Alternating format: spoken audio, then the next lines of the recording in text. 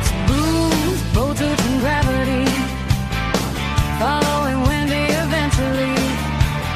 Years roll by and the headlines stay while the world keeps turning anyway.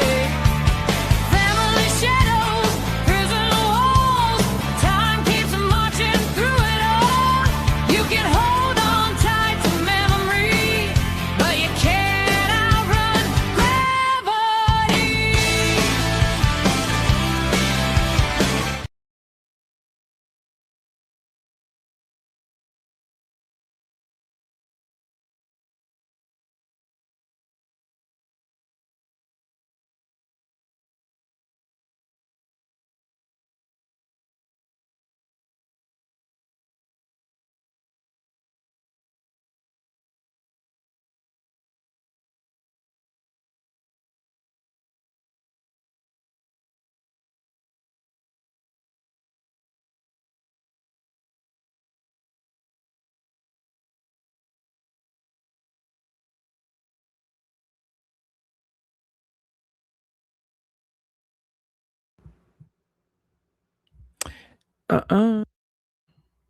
Hello. There you go.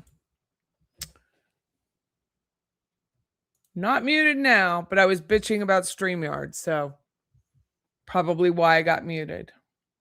Because my little blue light was on. Jill, not Wendi, how are you? You know, I've got new internet too. We went to fiber today, and I'm very excited. So we'll see how fast this thing goes. Yeah, can't hear? You can't hear? It was on too. I just turned it off, turned it back on. That's technology. Hello, everybody. Well, I was very intrigued the other day on Sunday when we were on together about True Crime Wifey's comments of Wendi Adelson possibly being, well, actually, she wasn't possibly being. She was at what we call Lake Ella here in town, here in Tallahassee. Oh, my watch is charging. At Lake Ella the night before the murder on July 17th. And there used to be a thing here called Food Truck Thursdays. So it was Thursday evening, 5 to 9, according to Grisch, when all these food trucks would come out to this public park, which is this, it's really not a, it's not a spring-fed pond. It is a drainage pond. That's what it is. It's not spring-fed. It's man-made. And they would, they don't do it anymore. I don't know why, but they don't. Probably COVID, everything stopped in COVID. But they did this whole thing. And so she talks about in this video, and Grish brings it up. He does what I can't, which is edits. And he brings up Wendi's interrogation when Isom leaves the room and she's talking to her social worker friend who basically licks her tits through this interrogation. We're all going to watch it together. And she talks about being at Food Truck Thursday. So there's this image that I obviously have to give credit to, blah, blah, blah, Aaron Rickards, that she took off of Wendi's Facebook years ago, before Wendi went all like, pretend I'm not Wendi Adelson on us. And in this Facebook image, which Grish publishes, Wendi's with the boys. And so there's an angle where you're trying to figure out what time of day was she there. There's a car that kind of, Grish does some overlays, looks like this green Prius. And so I went there yesterday, but it was pouring down rain, so I couldn't do anything with it. But where Wendi appears to be standing is actually a handicapped parking space. Of course she is. She's standing in the handicap. But anyway, we're going to watch it together just so I get your analysis of what is going on and see if you see what I see. How are you, Rebecca? Hello, Lucy Tabor. Can I call you later? You can stay on and watch, but we are talking about murder, so I don't know how your mother will feel about that. This is my granddaughter. My beautiful, beautiful granddaughter, who I got to see last week and I missed desperately. She went to a snake show. She went to a snake show, really, is where she went.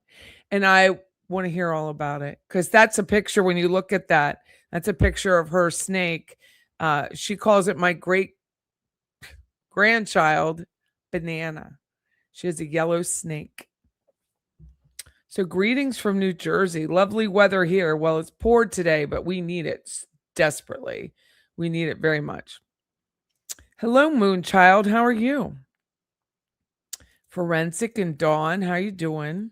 Hey, Chris. Hi, Steph K.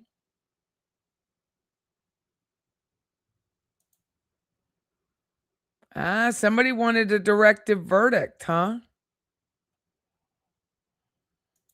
Still not Wendi. That's what's going on here. Somebody wanted, I don't know what you guys were watching, Melissa. I guess it was the George Pino case.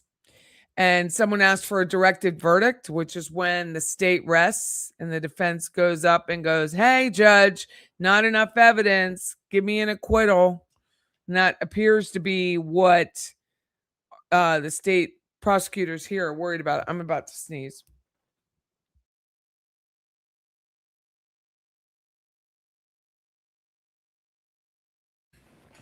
I had to sneeze. Sorry about that. Denied. Of course it's denied. Why? I mean, it's just the dumbest thing in the world. You got to do it.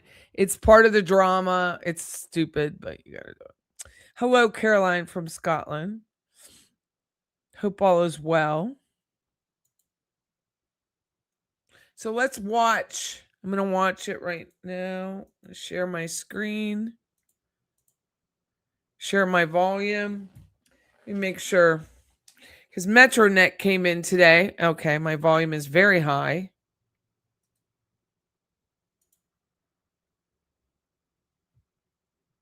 All very high.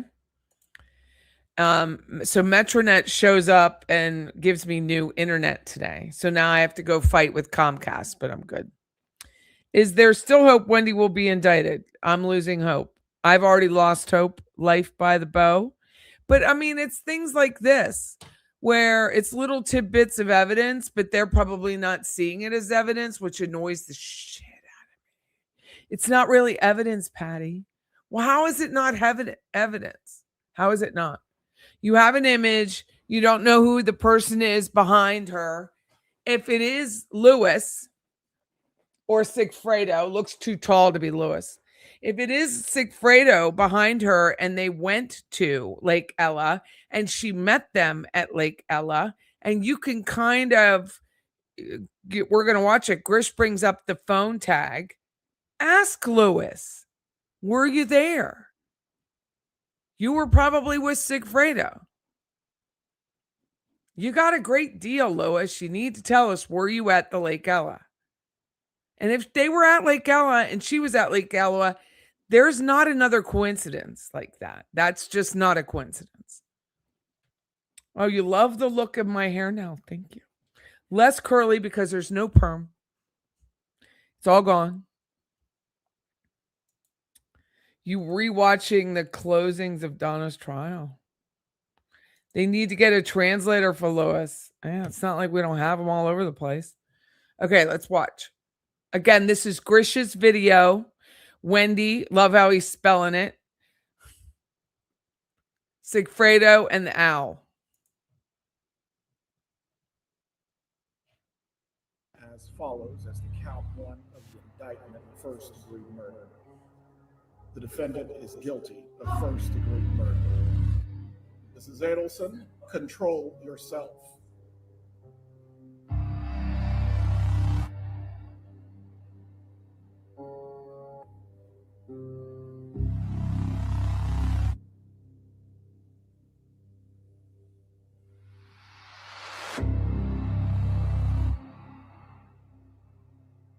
Sometimes I really want to know what goes on inside Wendi's mind. Not the lawyerly mask, the private, calculated, whatever you want to call it underneath. What she fears, what she hopes, and what she thinks she has in control.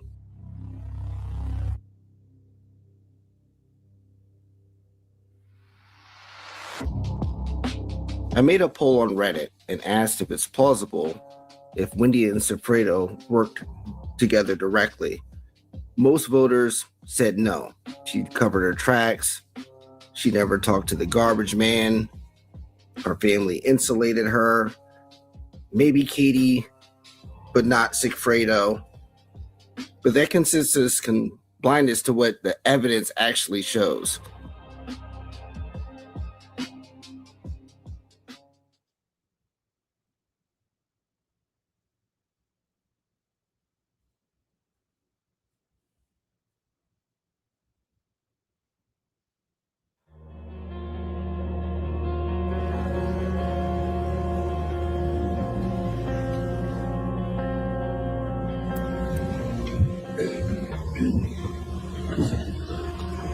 So was this photo taken before or after the murder?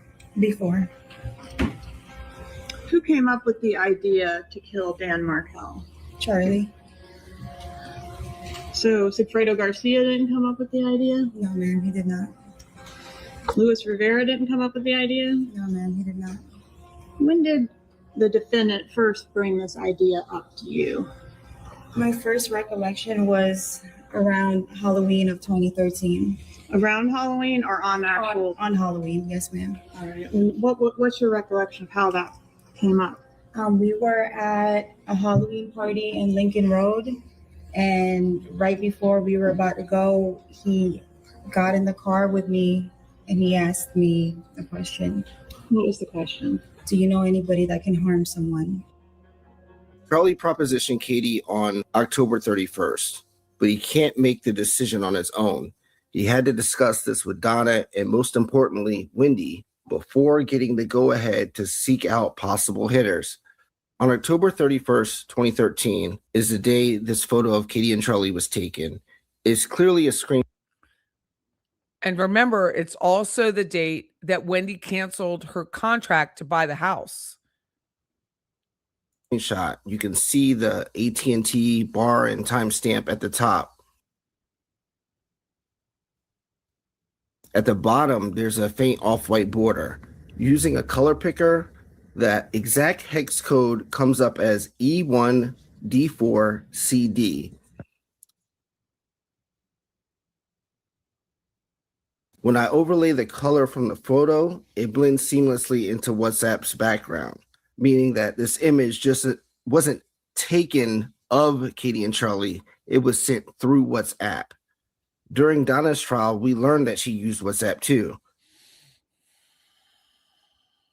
And the screenshot was taken when the phone was using iOS 6. The 5 circles at the top, that stopped once iOS 7 was released.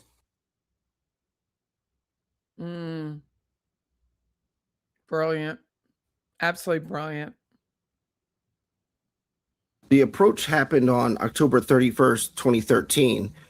Dan doesn't get shot until July 18th of 2014. So 260 days went by.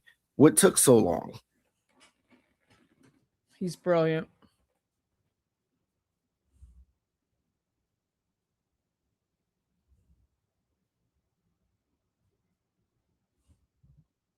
There was that June trip, and you had previously told us, and I'm going to use this to remind you just because we spoke about it in Ocala last month. Okay. Or Was it last month? early, I felt like it was- no, it was this month, or no, it was last month. Either way, it's within the past 2 months.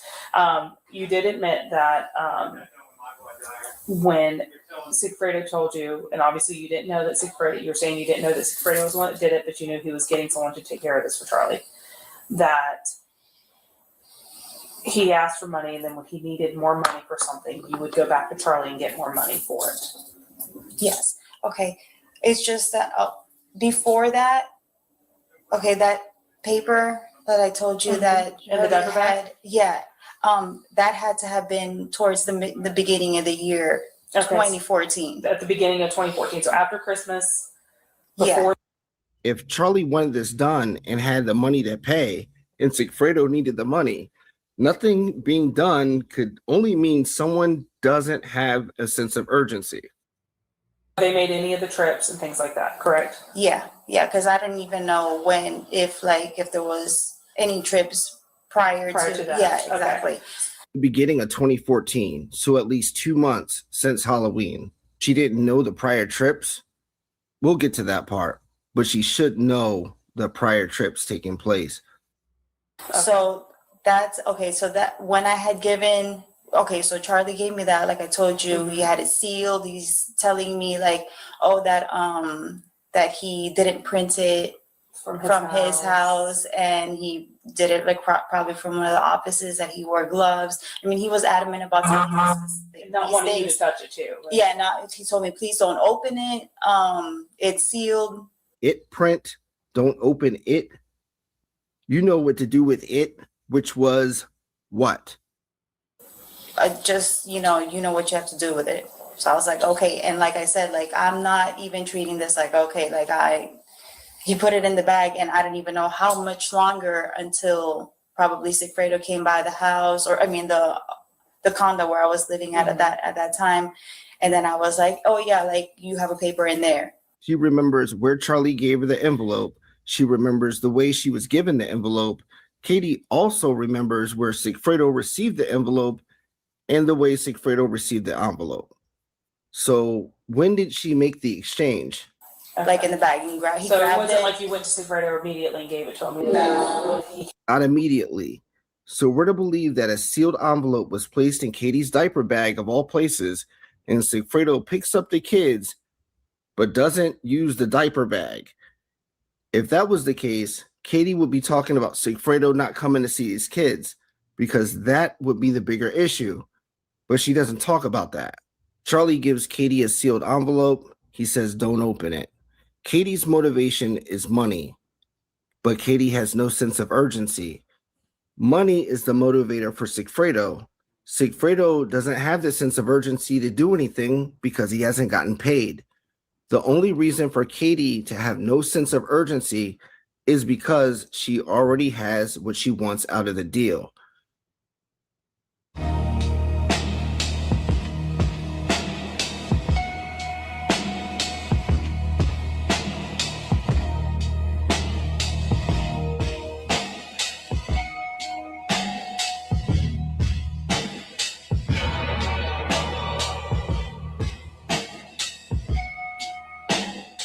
Katie's cash deposits for all of 2013 prior to Halloween, $400.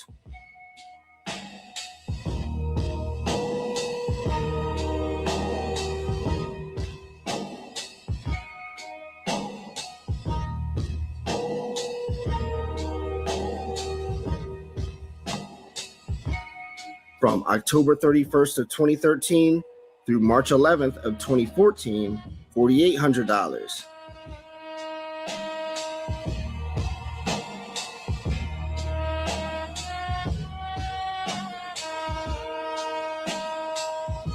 From March 12th of 2014 to June 2nd, $6,300. So totaling $11,000.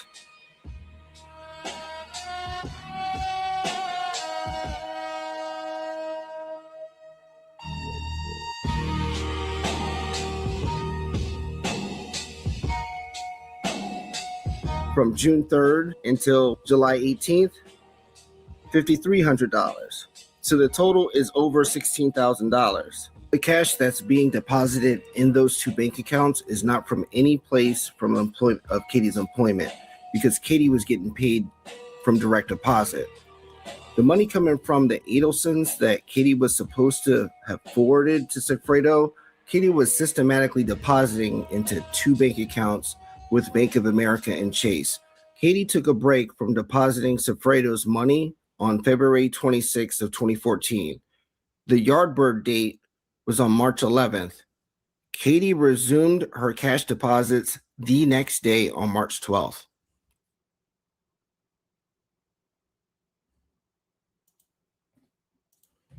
There's no way he didn't know. What about Catherine Magbanua? Did you meet No way. her? She was present at the dinner that I attended on March 11th, where it was myself, the defendant, and two observers from a distance. Wendi Adelson, and her went to dinner that evening, March 11th. You're saying the defendant. Do you see the person in the courtroom? Yes. that you had dinner with? Who's that? It is Charles Adelson, known to me as Charlie. Could you point him out and describe what he's wearing? Yeah, he's sitting in the center of the defense table, wearing a light blue tie and a navy blue sports coat. All right. And so Catherine Magbanua, how is she related to this family or affiliated with the family? I was introduced to her as Charlie's new girlfriend, essentially. And was it your understanding that this was the first time that Whendi was meeting Catherine Magbanua as well? That was my understanding. She was excited about Catherine Magbanua. That was my impression, yes. All right. So anything unusual happened at the dinner? Well, at the dinner, Miss Magbanua mentioned that she had I guess it was her ex-common law husband, who had a criminal history that sounded very serious, and I did raise my eyebrows at that. What's interesting is that in all his times on the stand, in any of the police interviews, Jeff Lacasse never says how Whendi reacted upon learning about Katie's ex-common law husband with the serious criminal history, especially this being in the context of her brother deciding to date this girl. It doesn't seem like either Whendi or Charlie raised their eyebrows upon hearing this. I just want to back up just to hear. You said a while ago when him and Katie always had him messed up and stuff. What was Katie doing? I mean, you said something about she was going seeing somebody. Oh, so you go see the dentist. Who's the dentist? Tell us about that. I don't know his name. I don't know his name. The only way I knew his name, I guess, I used to talk to my wife. She'd be like, "This, she's with a dentist." I'm like, "Oh, this I already knew she was fucking a dentist." He ain't told me his name, but I couldn't remember. Right now, I remember his name because it just came to my mind. Luis's wife told Luis that Katie was dealing with a dentist. So Luis knew about this before Sigfredo told him. Being that Luis chose to keep that information to himself, that tells me a few things. One, he knows that telling Sigfredo would cause Sigfredo to confront Katie, who would then want to learn how Sigfredo found out. Sigfredo would tell Katie that Luis told him, and Katie would know for sure that Luis learned from Jessica. That would not only jeopardize the trust between Katie and Jessica, but also the trust between Jessica and Luis. Sigfredo exposing Katie for fucking with the dentist could also cause more problems for Sigfredo because he's also fucking with that girl Shrimp. Luis had mentioned that Katie was harassing her. The bottom line is that Luis is strategic on where and when he divulges or withholds information. Right now, I remember his name because it just came to my mind. But at that point, he'd be like, "This bitch over there cheating on me." We used to work together. We left the job one day. We left work. We went to a restaurant. And when we coming over here for it, now because she's over here cheating with me with the dentist she's working with. I'm like, damn. And that was like the first time that he told me, like, that's fucked up. And you over here stalking this hoe. Like, come on, you're not an ugly guy, man. You're going to get whatever you want. Like, leave her, but I know he wanted to get the car and smash right through him. Like, yo, I'll get off the car if you're going to do all that stupid shit. Luis and Sigfredo were at Yardbird. How did Sigfredo know that they would be there? Katie has no good reason to tell him. Neither does Charlie. Jeff doesn't know who he is, so that leaves Whendi. But why would Whendi tell Sigfredo to observe them eating at Yardbird? In my opinion, it's because she has to prove to Sigfredo that Katie has been pocketing the deposit money for the hit. Sigfredo observing Whendi hand Katie an envelope full of money, and Sigfredo waiting for a considerable amount of time for Katie to just do her job as the middleman and hand it to him, but she doesn't. The very next day, she's at the bank depositing $600. She waits a good 22 days until April 3rd, where she deposits $1,000. Over the next 30 days, she deposits $3,100. Yes, it's Grisch. So if you're just tuning in, I got permission. I was thinking about this after True Crime Wifey brought up the visit of Wendi Adelson to Lake Ella, which is a popular man-made pond. It's not a lake, let's face it, but I digress. A pond here in the center of town. And apparently Wendi says she goes to Lake Ella for Food Truck Thursday, which is where like 20 food trucks would show up at this public park. And partake and like walk around and watch people and eat out of food trucks. They stopped doing it around COVID, so they don't do it anymore. So Grisch picks up on it, shows this photo that I guess Aaron Rickards, aka Fancy Fiction, pulled off of Wendy's Facebook long before she decided to be like weird and more narcissistic than she already was. About being at Lake Ella, and there's an image of a vehicle behind her with a taller man apparently wearing socks. So that's what we're watching right now. And Grisch gave me permission, which was lovely. If you want to run a car into that restaurant, I'll get out the car. He was that jealous of him? He was jealous, real jealous. He's real jealous about Katie. But So he didn't do that, though, did he? no, of course not. I think I wouldn't even be there. I think he would have been in I jail. mean, he never approached that dude or anything like that, right? No, He never did that. never. Never. I know you told me that the guy looks like him a little bit. What the guy look like you, man? I know that's what If you don't know, that's Monica Reynolds right here. That's Monica Reynolds. And she is the private investigator. he told me one time. He was drunk. I looked at him and I laughed. I'm like, you gotta be true for real. Now let's change gears and talk about burner phones for a second. A smartphone to a person is like a black box to an airplane. The type of data a smartphone stores is way past the scope of communication. It counts steps, location, when you turn it on or off, or pick it up. Using an additional device means more of that info being used against you. It is Monica Jordan. I have a friend who's Monica Reynolds. I apologize. It's Monica Jordan. In the discovery, the call detail records from Wendi Adelson, 2 AT&T burner phones. The phone numbers are in sequential order, so they were likely purchased from the same place. In another part of the discovery, there's evidence of them being sold to Katie and Sigfredo.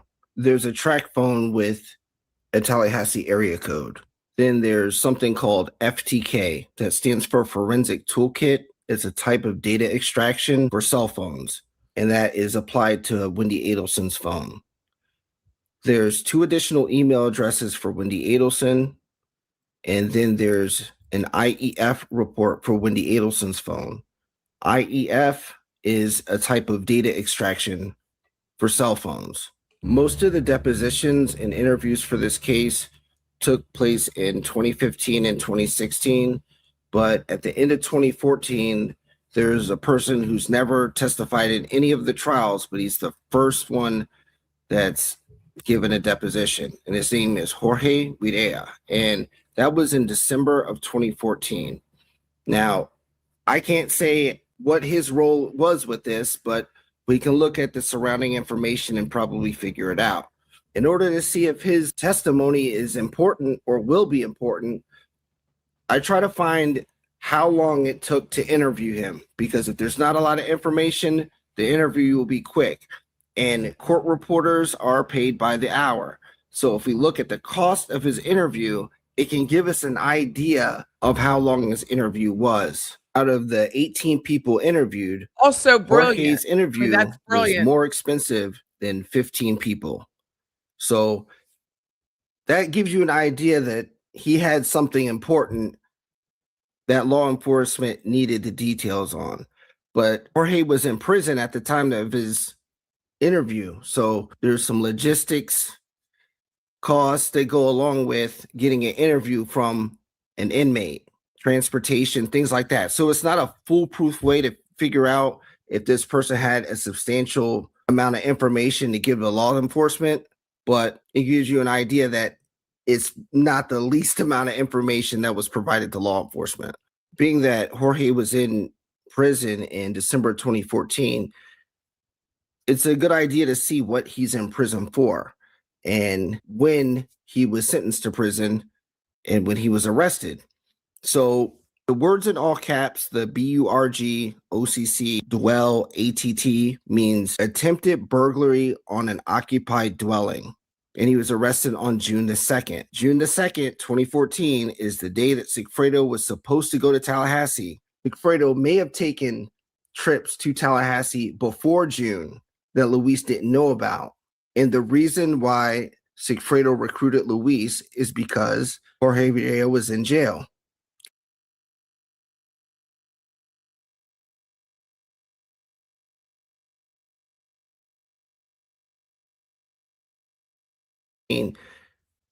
It's a good idea to see what he's in prison for and when he was sentenced to prison and when he was arrested. So the words in all caps, the BURGOCC dwell ATT means attempted burglary on an occupied dwelling. And he was arrested on June the 2nd. June the 2nd, 2014 is the day that Sigfredo was supposed to go to Tallahassee. Sigfredo may have taken trips to Tallahassee before June that Luis didn't know about. And the reason why Sigfredo recruited Luis is because Jorge Rivera was in jail because he got arrested on June 2nd. Also in this discovery, we know that those two burner phones belonged to Sigfredo and Katie. The FTK report on Wendy's main line and an IEF report on Wendy's iPhone may hint to Wendi having two smartphones. The track phone with the Tallahassee area code and no name attached to it could be an iPhone with the in the Bahamas 22 Gmail as the email for the iCloud for that iPhone.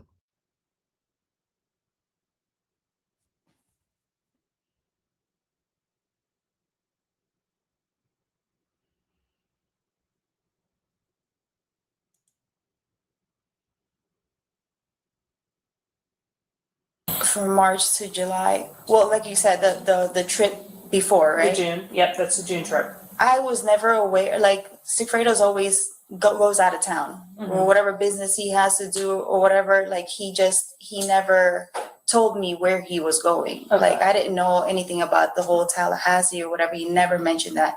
Kept that away from me. Any information. So, but he did say he was going out of town. He did, but he never told Katie where he was going.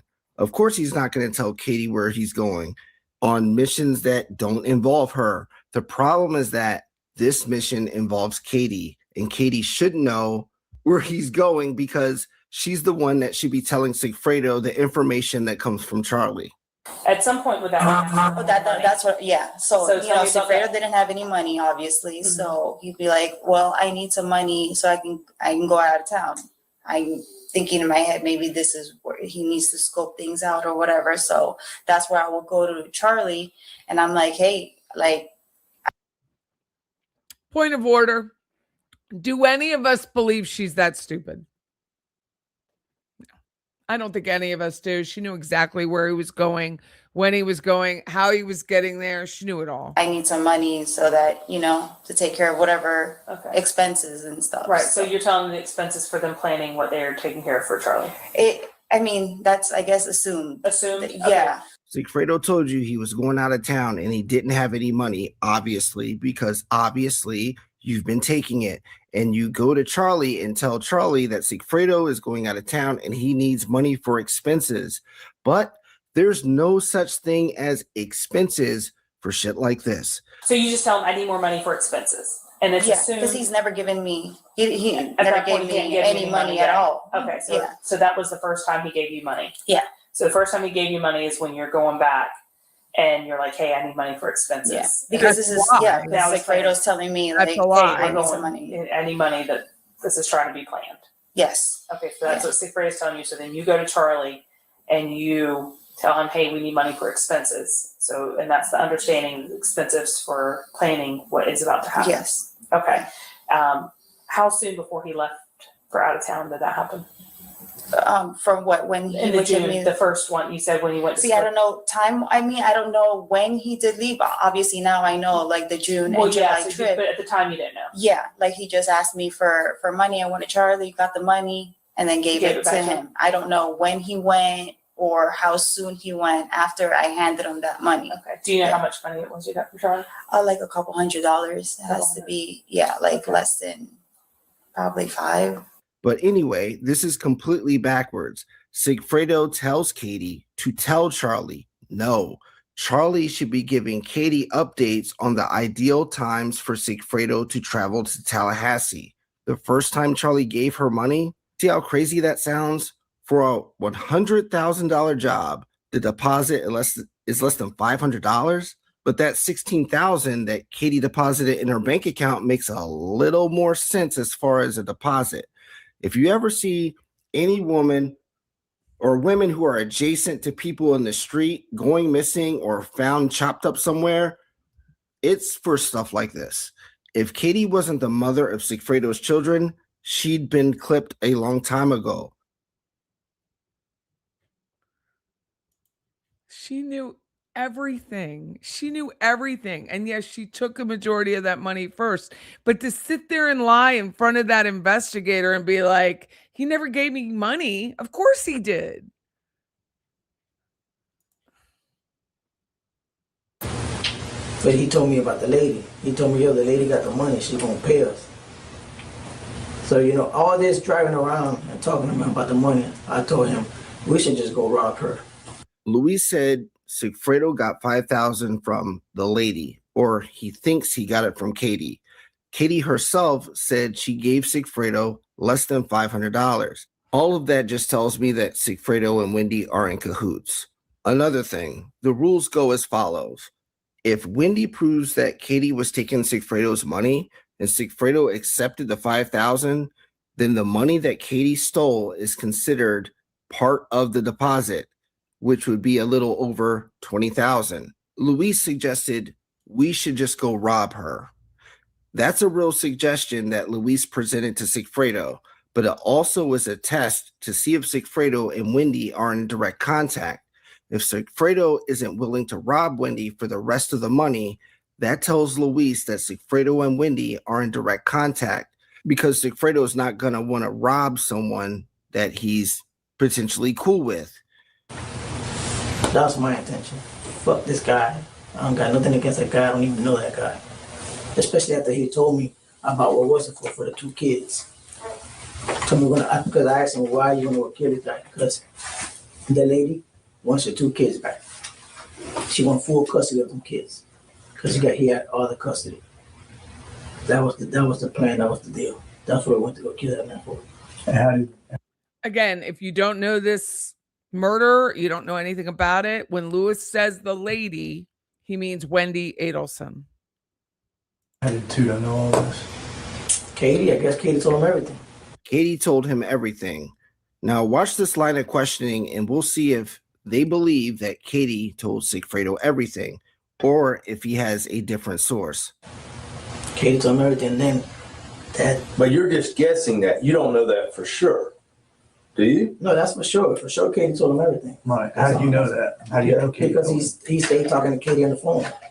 Hey, babe, what's going on? Hey, the lady's you sure she's gonna have the money on time? Tell her don't play with it because we'll go show up in our house. Tell her she better have that fucking money. And he always kept telling her that. Because when you went on this trip, were you with Tuda the whole time? Did y'all separate? Y'all were in the same car? Y'all stay in the same hotel room? Never separated. Stay in the same hotel, different beds. You were always with him? Yeah. So when he talked to Katie, you could hear him talking to Katie? Of course. And you knew it was Katie? I'm right there, right? Did you know it was? Did you know it was Katie because of what he was saying, or could you? All those questions tell me that they have clear knowledge that Sigfredo didn't get all the info from Katie, so much as to ask if Luis and Sigfredo were ever separated at any point in their trip to Tallahassee, which would leave time for Sigfredo to meet with Whendi discreetly. The June 4th call records are broken down by target number, target name, date, time, duration, whether it's ingoing or outgoing, and if it's a call or text, and the phone number of the contact. Now, I simplified the spreadsheet. Now it's the target name, the date, the time in 24-hour clock, the duration, whether it was a call or text, which are all outgoing from the name on the left column to the one on the right, then the end time of the call. But I added a column. The time between the end of the call or text and when the next call or text is placed.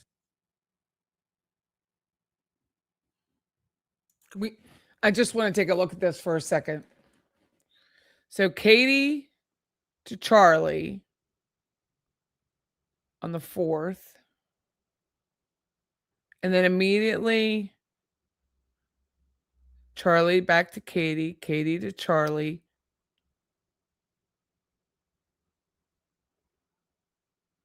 Then Whendi to Harvey and Donna on the 4th, which is the day of the first trip. Then Katie to Sigfredo. So from Katie to Charlie, so let me go here. From Katie to Charlie was 140. And then from Katie to Sigfredo at 9 o'clock. And then Whendi again to Donna. And then Whendi again to Harvey. So no one answered. And then Donna to Charlie. And then Charlie to Donna. Oh my God. Charlie back to Donna. Harvey to Donna.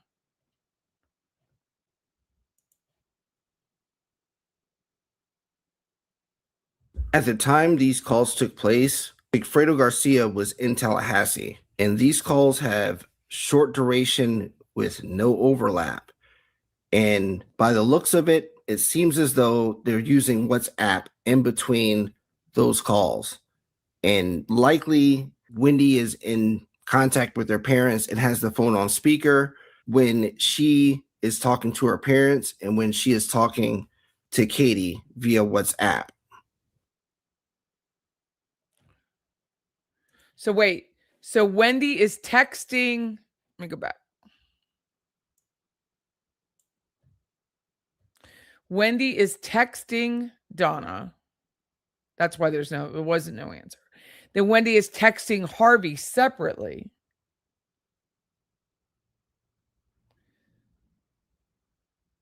So a few minutes later, Donna's texting Charlie. Charlie's going to Donna, calling Donna. Then Charlie's calling Donna again. And then Harvey's calling Donna. It has the phone on speaker when she is talking to her parents and when she is talking to Katie via WhatsApp.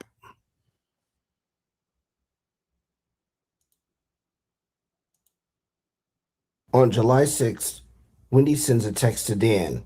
Are you in Tallahassee July 14th through 18th? I just want to know if I can have the kiddos on the 16th. Thanks.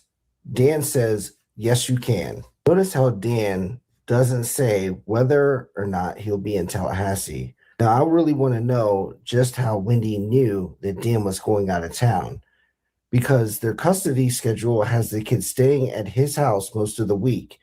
So he would have to be in Tallahassee. But if he were going to go out of town, it would have to be after he dropped the kids off on Friday. Now let's go to the week of the murder.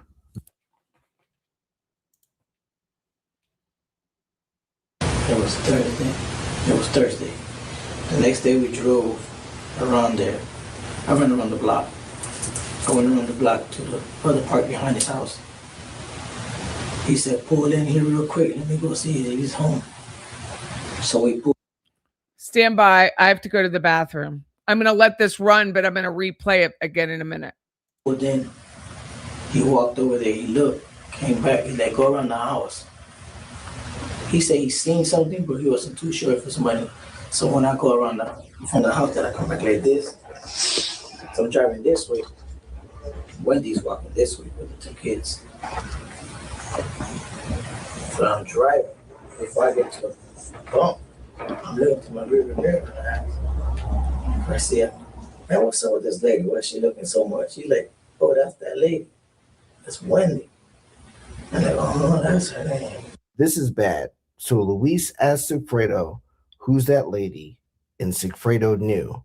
He knew it was Whendi, but Sigfredo wouldn't have told Luis unless Luis asked. It's Sigfredo's responsibility to tell Luis all that he knows so that everything goes as planned.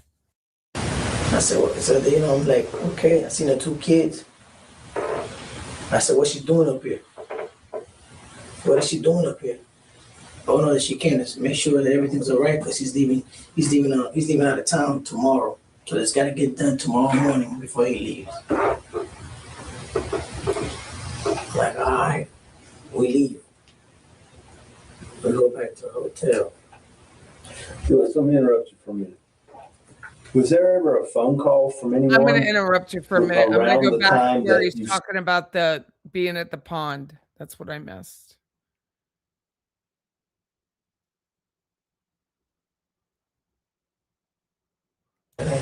This is bad. So Luis asked Sigfredo, who's that lady? And Sigfredo knew.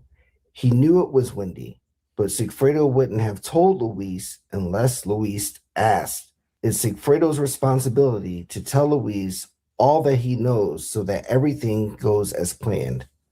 I said, well, so you know, I'm like, okay. I seen her 2 kids. I said, what's she doing up here? What is she doing up here? Oh no, that she can't. Make sure that everything's all right because he's leaving out of town tomorrow. So it's got to get done tomorrow morning before he leaves. Like, all right, we leave. We go back to the hotel. Lewis, let me interrupt you for a minute. Was there ever a phone call from anyone around the time that you saw who he described to be? When she walked, as I'm looking at the rear mirror, I seen her walk a little bit further from her house, get on the phone. By the time we get to the hotel, he's talking to Katie. That's when he asked Katie, what's she doing up here? You know? But I asked him in the car before Katie called, what is she doing up here? She came up here to see if everything's all right with the kids. I said, man, you gotta know something besides that shit. What this lady's doing up here? And she knows that we're up here. She knows you're up here. So what's she doing up here? This is evidence that Sigfredo knew all There's of no this conspiracy, on his own. Jack. He called Katie and asked her the question that Luis just asked him, making Luis the last to know. So when he calls Katie. Hey, what's going on? I seen this lady over here. Oh no, she's making sure that everything is fine there. What time he's leaving tomorrow on the flight or where the fuck he was going. I said, Otto, how I understand it, Otto writes, I might be reading this wrong, but why did Lewis ask, why is she up here? Because why was she in the park? It's the park. That's where they saw her. I got to go back.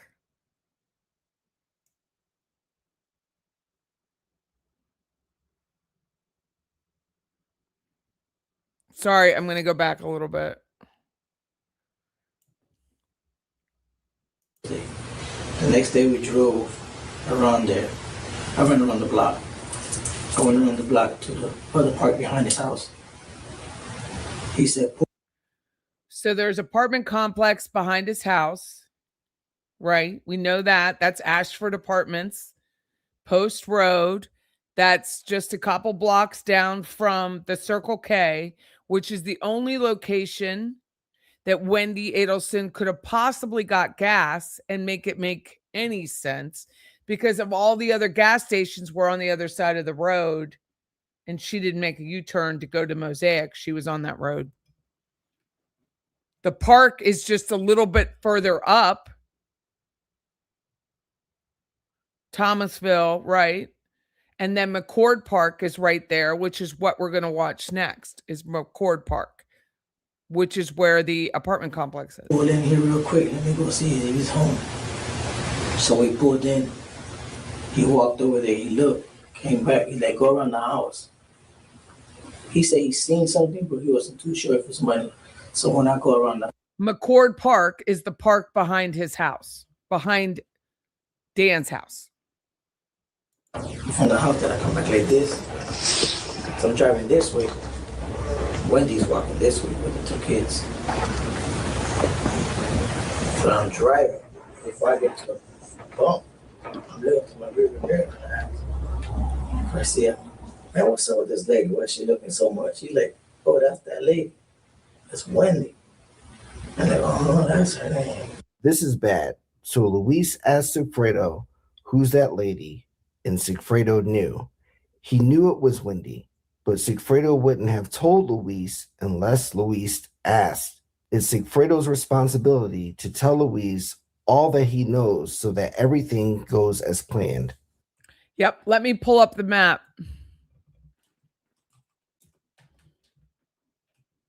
True Crime Wifey and Grisch are just brilliant. Absolutely brilliant people.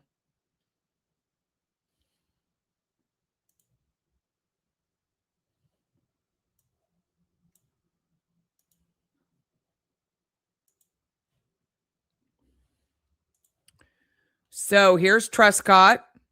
Right here is the house. Ashford Apartments is right here. Circle K is right here. Post Road. Circle K is there. A bank. Post Road is where I took you down when we did the Google Street Map, which I haven't had time to go do. McCord Park is up here. This is all new. But there's a park through here, which you can kind of see. There's a park here.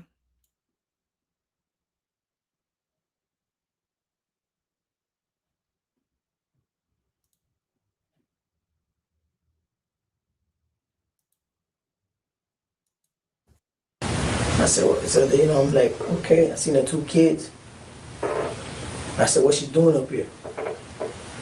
What is she doing up here? Oh no, that she came to make sure that everything's all right because he's leaving out of town tomorrow. So it's got to get done tomorrow morning before he leaves. Like, all right, we leave. We go back to the hotel. Jules, let me interrupt you for a minute. Was there ever a phone call from anyone around the time that you saw who he described to be? When she walked, as I'm looking at the rear mirror, I seen her walk a little bit further from her house, get on the phone. By the time we get to the hotel, he's talking to Katie. That's when he asked Katie, what's she doing up here? You know? Again, what is she doing up here? Who is she? She is Wendi. They saw Wendi walking with the two kids. Don't know the time, but we can kind of figure it out. Walking in probably McCord Parks, probably somewhere behind the house. So she was by the house. She knew they were on their way. She knew the whole thing. He gets to that crappy hotel, which has changed names several times, gets to that crappy hotel. Sigfredo calls Katie. Katie, why is Wendi up here? But I asked him in the car before Katie called, what is she doing up here? She came up here to see if everything's all right with the kids. I said, man, you gotta know something besides that shit. What this lady's doing up here? And she knows that we're up here. She knows you're up here. So what's she doing up here? This is evidence that Sigfredo knew all of this on his own. He called Katie and asked her the question that Luis just asked him, making Luis the last to know. So when he calls Katie, hey, what's going on? I seen this lady over here. Oh no, she's making sure that everything is fine. That what time he's leaving tomorrow on the flight or where the fuck he was going. I said, so we gotta do this tomorrow, huh? He's like, yeah, he's leaving, and she came to see the kids. But I seen her face and everything. I'm like, all right. So I'm like, we drive. We're going back to the hotel. I'm sitting down. I'm sitting down on the chair in the hotel, and he's like, you all right? Like, no, I'm just curious what the fuck this lady's doing up here. Yeah, don't worry about that shit. Everything good, man. She just made sure that everything was all right. I said, I don't really like the sound of this shit, but whatever. If you say everything's all right, I trust you because I just trust you. I trust you because you're my dog. You don't worry about it, man. Here, man, take a drink. Like, man, it was early in the morning. It was 12. Like, man, I'm good. I don't want to fucking drink. So this all happened before 12 noon? there before 12 on Thursday. On Thursday. You drove by, you saw her walking the kids. You asked him, he says, that's Whendi. She's making sure that we're going to do this or whatever. That she wanted to make sure that we was up there. She thought that we were lying, that he was lying. Because they don't even know I'm in the car until she seen me that day. Yeah, but your car's got tinted windows. Does she even know what kind of car you guys are in? That car, it's not even tinted. Like, you can see through it. It's like, you can see real, you can see it's tinted, but not dark like people think. Luis is concerned that he can be identified by Whendi. Detective Isom says the Prius has tinted windows, but what Luis is trying to say is that if Whendi knows Sigfredo, then she can easily figure out who Luis is from their silhouette. If she knows Sigfredo's social media, she can see Luis in his photos and know it's him. Right, but she wouldn't know you from Adam's house. She wouldn't know you from anybody. Yeah, she don't know me from anybody.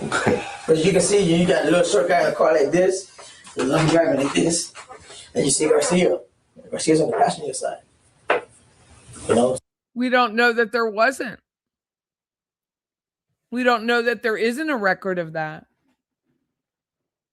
We don't know that there isn't a record of, what was I going to do a look at? Hold on. The other thing I pointed out,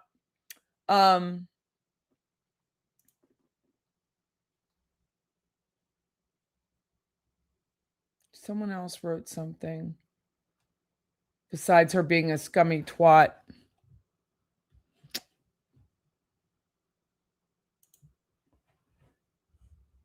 So she looked and then he looked, like, you know, that's what caught my attention. Like, what's up with this lady looking at the car? She didn't know she wanted to make sure that we was up here. I guess Katie had told him everything. And then he called Katie. I remember leaving that day when we left. He called Katie. Yo, everything all right with this lady? And she's like, yeah, everything's straight. Don't worry about it. Just make sure you get that shit done. You hear that? Yeah. Or he tells you that? No, I can hear it. I can hear it talking on the phone. You're in the car or in the motel room? No, I'm in the car. We're still in the car. We got pulled up. Before we go in the hotel, we sit in the car for like 10 minutes. We don't go, we just don't go in because I'm sitting down like, yo, you see that camera right there? You know, it's facing that way. You see that one over there? Yeah, man, how you see all this shit? I said, because look at that camera over there, man. I tell them, yo, you gotta start drinking, man, for you can pay attention. So you hear her voice saying that he recognizes her without question. He doesn't have to ask. He didn't even have to call an action on this shit. He already knew. He's already saying, why is Whendi here? Yeah. No, I asked him why she's up here. And then he relates to her on the phone. He relates to her why she came up here for. Okay. That's the conversation. So it's not a question of if it's Whendi. He already knows it's Whendi. Oh, he already knows it's Whendi. And he's telling Katie, why is Whendi here? Mm-hmm. To make sure that he was up here, make sure he wasn't lying, that she was just paying him for nothing but. So that was the 17th. Not too long ago, I was scrolling through the community post on YouTube. There we go. And I saw this post by Fancy Fiction. It's a screenshot of Wendi's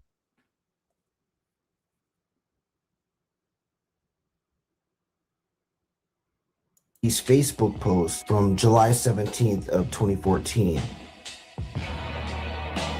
Detective Isom asked Luis about when he saw her on July 17th, and he asked him if it was before noon. And this photo, from the sun's angle, was taken around 11 a.m.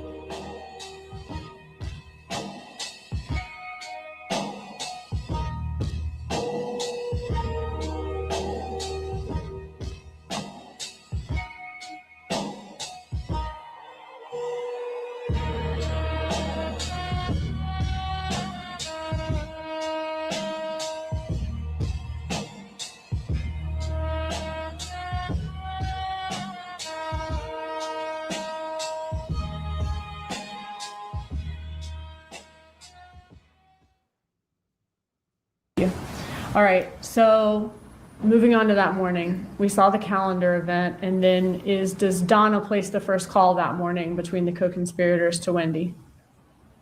Whendi calls Donna. Let's back up. So yes, Whendi actually calls Donna at 8:09.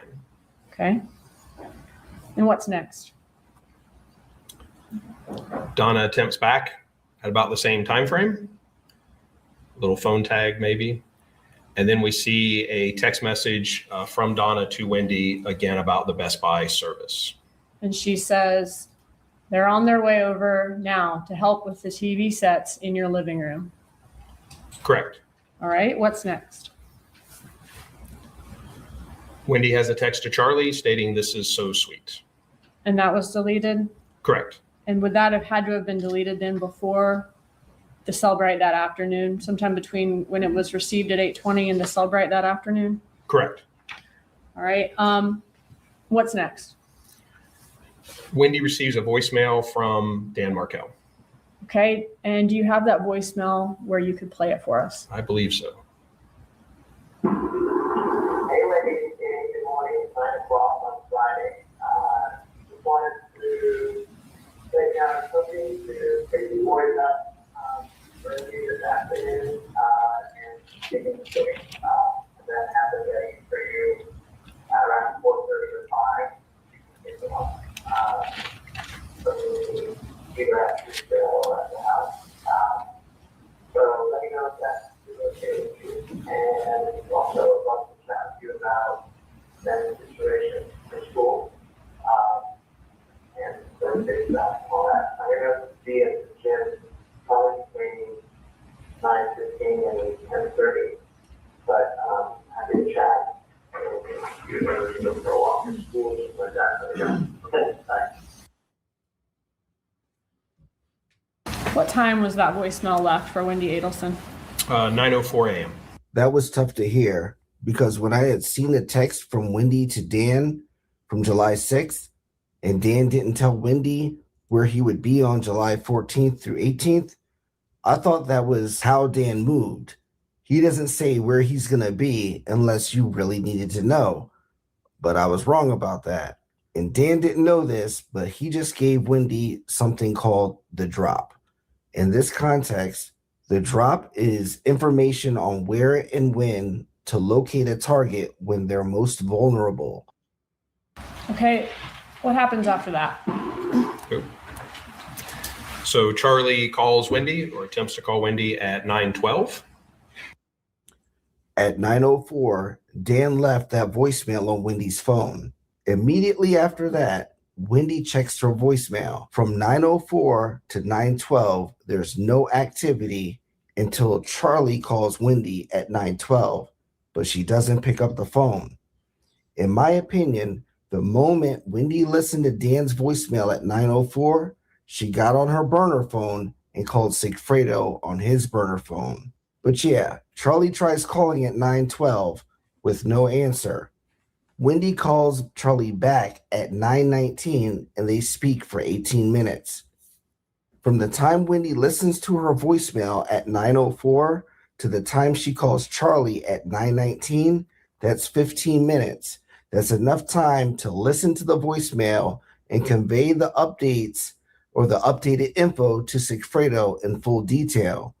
The conversation Whendi has with Charlie at 9:19 was 18 minutes long, about the same amount of time for Whendi to convey the updated information to Charlie and tell Charlie what to convey to their parents and the info to pass along to Katie. Immediately after that 18-minute call, Charlie calls Donna. Not sure if that call was completed as it only lasts 30 seconds. But 19 minutes later, Charlie calls Katie and doesn't get through. Katie calls Charlie. She doesn't get through.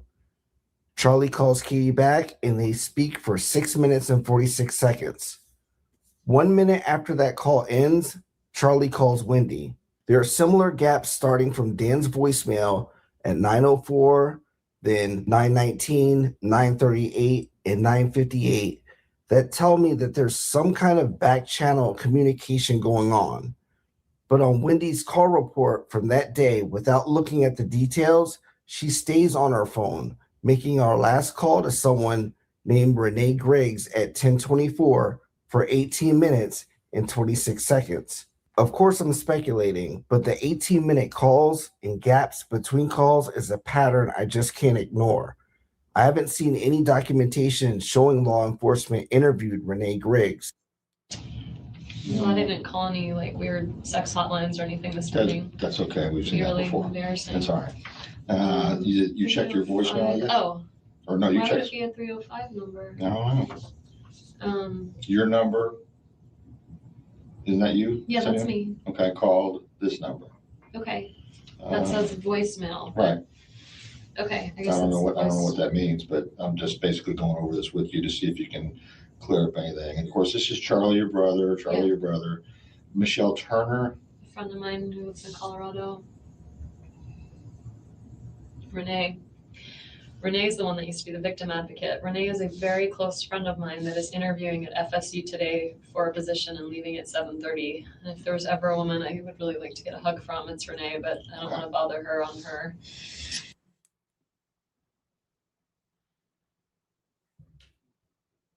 Renee. Renee's the one that used to be the victim advocate.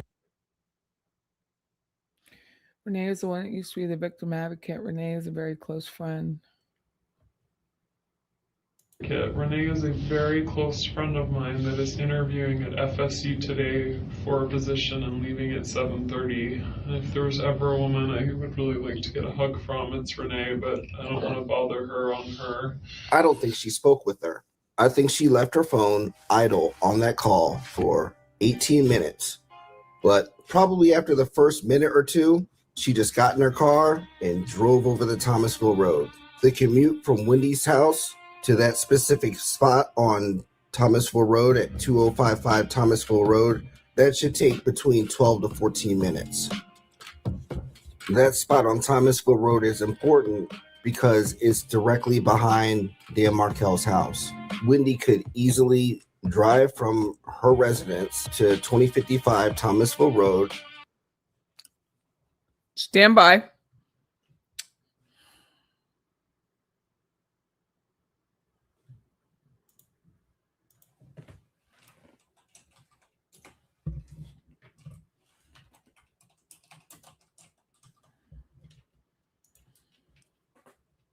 That's the apartment complex. Okay.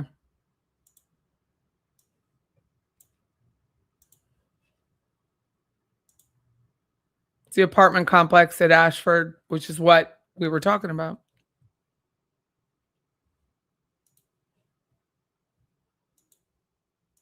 Park her car and walk through the path to get over to Trescott and just hide out. When you get there, how is Charlie acting? He was pretty frantic, just pacing back and forth, and he had a gun in his hand.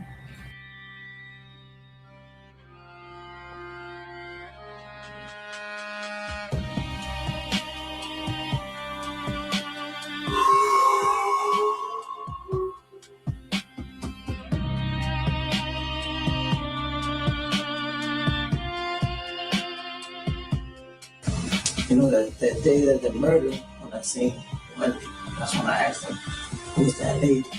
And he said, that's Whendi.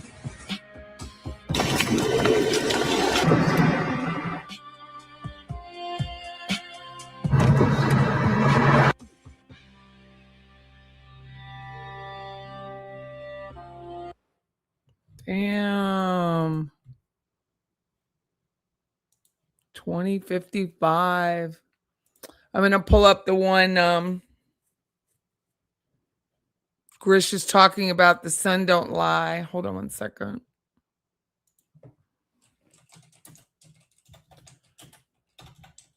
He said he got the angles wrong of the light, which, I mean, is amazing. Anyway, let me see. What is it? Sun don't lie? Oh, here it is. Around midnight on the... This isn't long.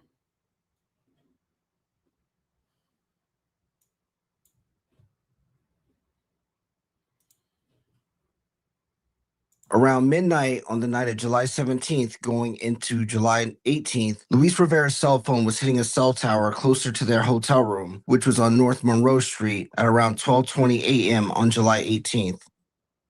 Sigfredo Garcia's phone wasn't connecting to any towers at that time, but at 12:26 a.m., the Prius's GPS coordinates show further south on Monroe If Luis's phone is pinging near their hotel further north on Monroe, and Sigfredo's phone isn't pinging anywhere and likely turned off, but the car is located further south on Monroe, it's safe to say that Sigfredo is with the car.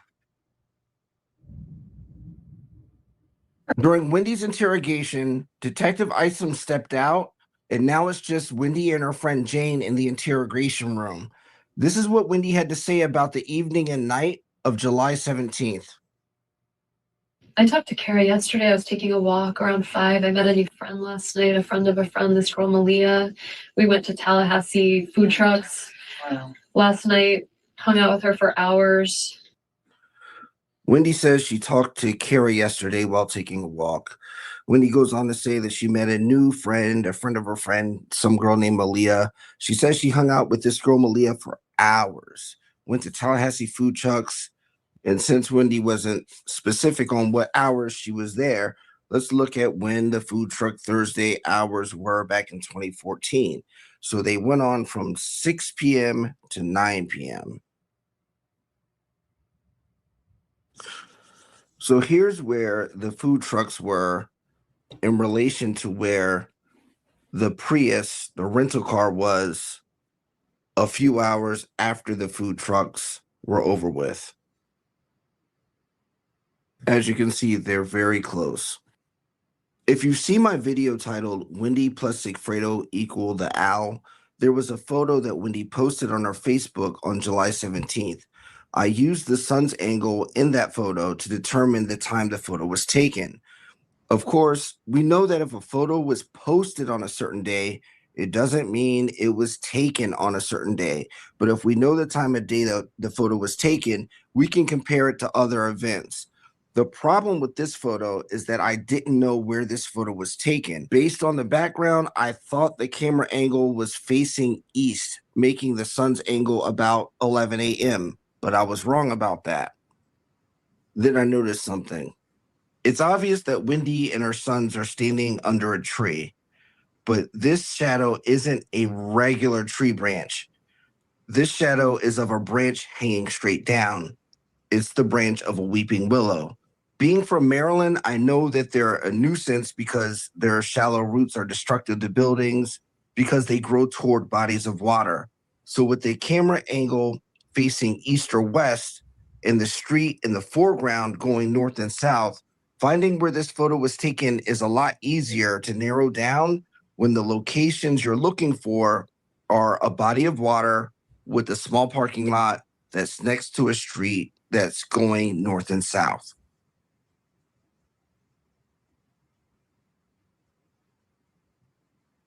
Light work.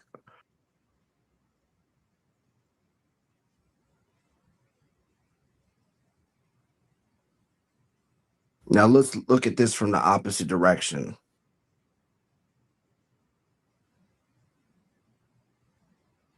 That's where the photo was taken. Now let's look at that on the map in relation to everything else. Right there where the food trucks were.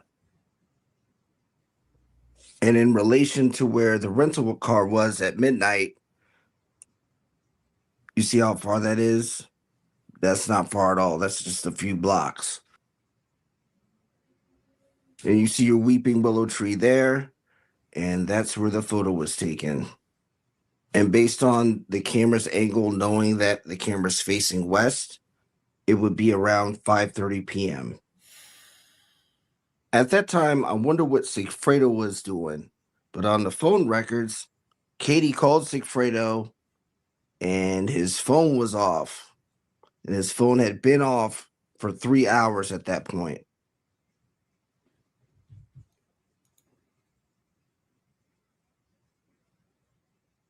This is a passenger side door that's open. And I'm going to overlay a passenger side door to show you how similar it is to the original one. I'm not saying it's an exact match, but it's very close.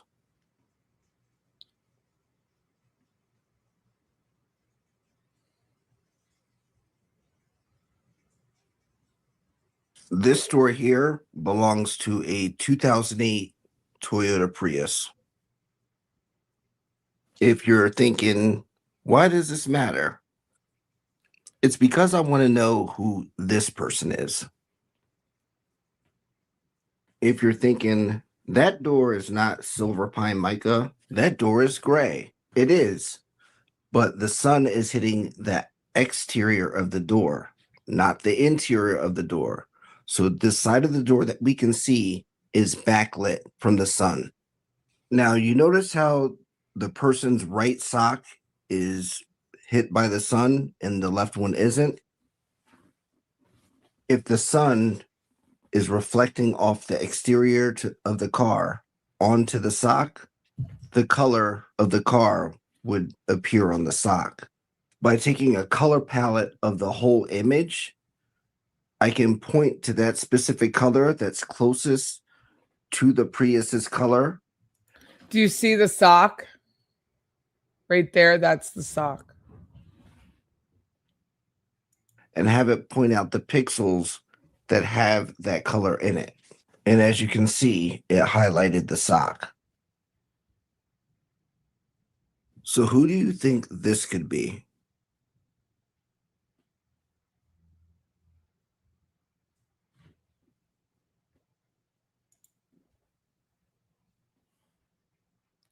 Man, has she put on the pounds. Woo, she's big.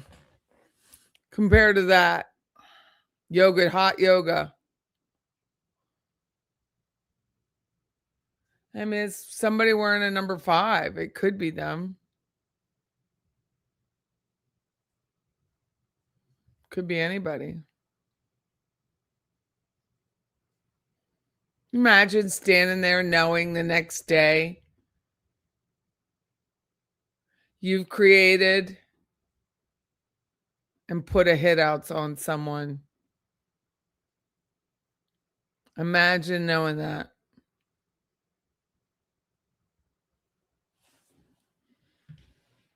What goes through that woman's brain?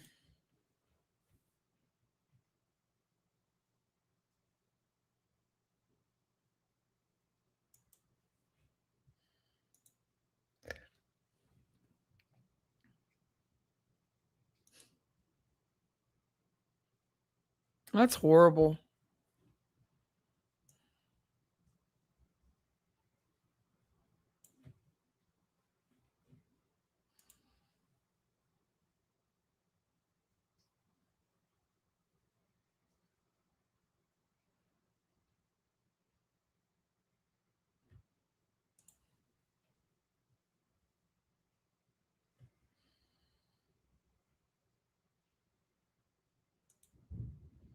You think they had the money to go to Crew de Gras? So Crew,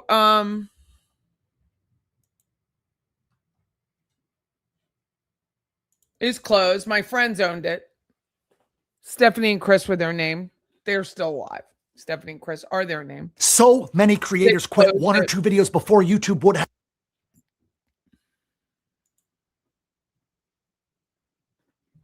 Located at 1304, which is a photo that Grisch shows. Street late night, Thursday, 7/7/14, when the GPS pinged. This is True Crime Wifey.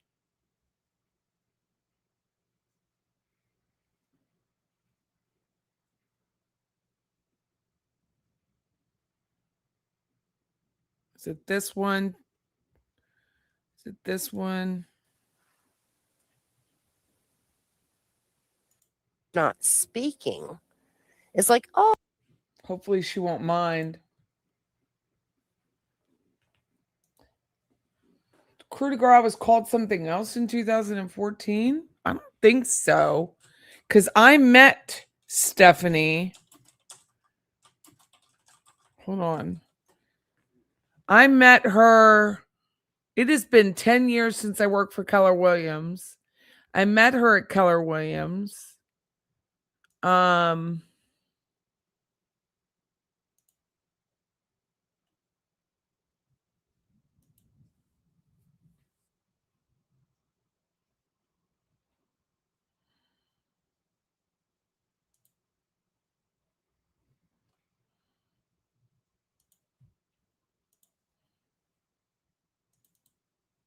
I'm looking up the other dates and see what it was. She was my...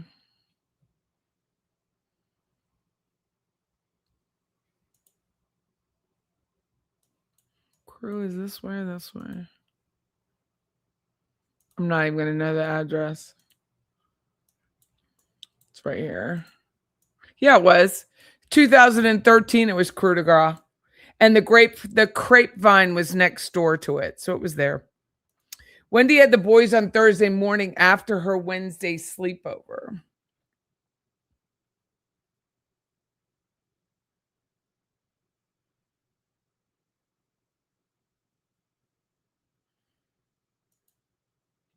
Someone mentioned earlier about what time she dropped him off at the daycare. We don't know.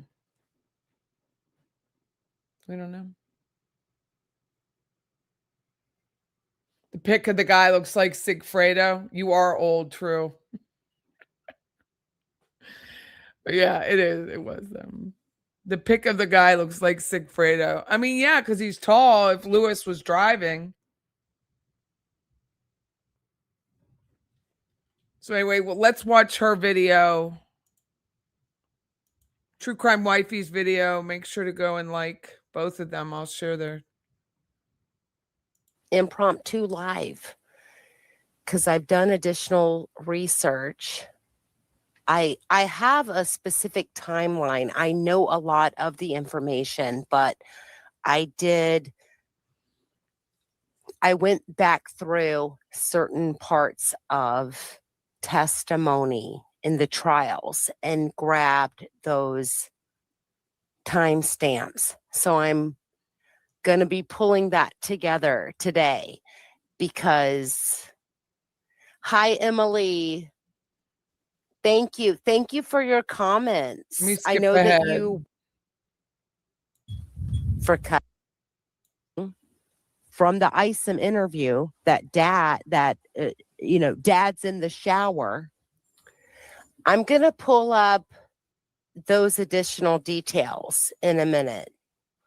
But here's our discussion 2 days ago. Put me on speaker, like as if Harvey can hear in the shower that Wendy's telling him that Dan's been shot. Okay, by Donna saying that Dad's in the shower, that eliminates the possibility that Harvey can speak on the phone during that phone call. Right? Harvey might be in Tallahassee. Yeah. Where's that? What happened? I am an amateur. Oh, she muted herself. Hold on.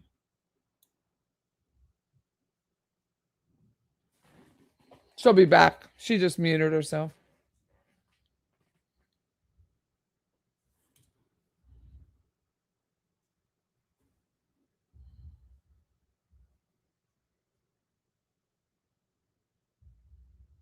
There's John Smith on her notes. Look.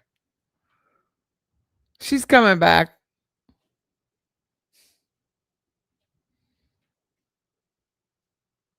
Maybe. Where'd you go, True Crime? Oh, you were off for a bit.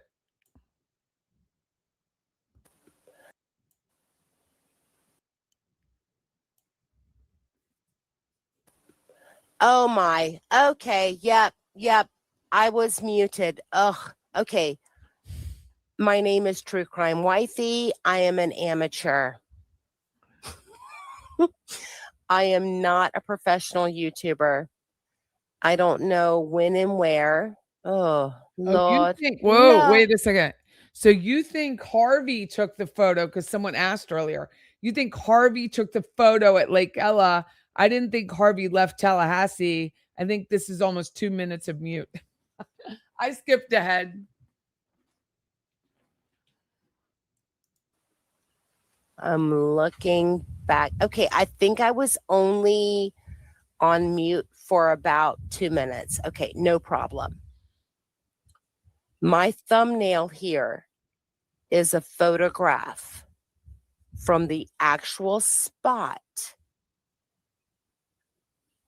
of where Whendi posted a Facebook photograph on July 17th of 2014, the day before Dan shot. The discussion in my live stream that went to a brainstorming situation about who took that photograph. Grisch, everyone knows Grisch, and I will at some point I'll post his channel in the chat. But Grisch identified exactly where the photograph was taken. You can speed you up. You talk slow. That was Wendi's Facebook post on July 17th of 2014, the day before Dan was shot.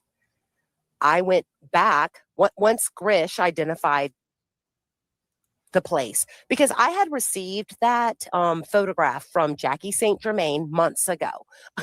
And I went all over Tallahassee trying to determine what, because there was the photograph, and you can see in the background, there was a brick building. It was 3 stories tall. There was white trim. I went all over FSU. I'm thinking, oh, it's the building across from Fine Arts. It's the building across from College of Music. It's a building, but nothing fit.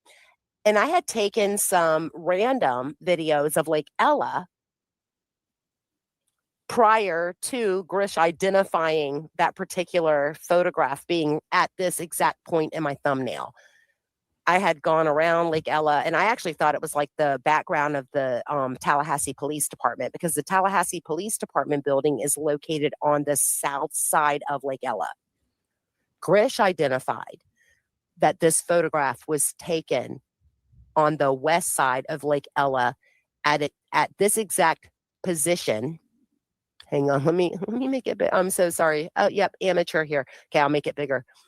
This is the photograph that I took after Grisch identified where the photograph was taken by Wendi. But discussion led to who took the photograph. And thank you, Skytroop, for linking Grisch's channel. I appreciate that so much. Thank you. And hello. So good question, Jam Cracker. She says she's behind. I'm assuming it's a she. Where's Lake Ella and what's the significance? Lake Ella is not far.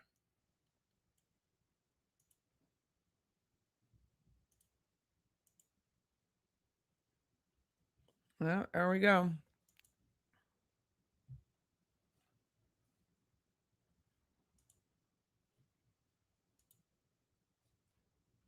I'm trying to get this to come up. Hold on. Lake Ella, Coup de Grace right there. Levy Park. I'm gonna go back this way.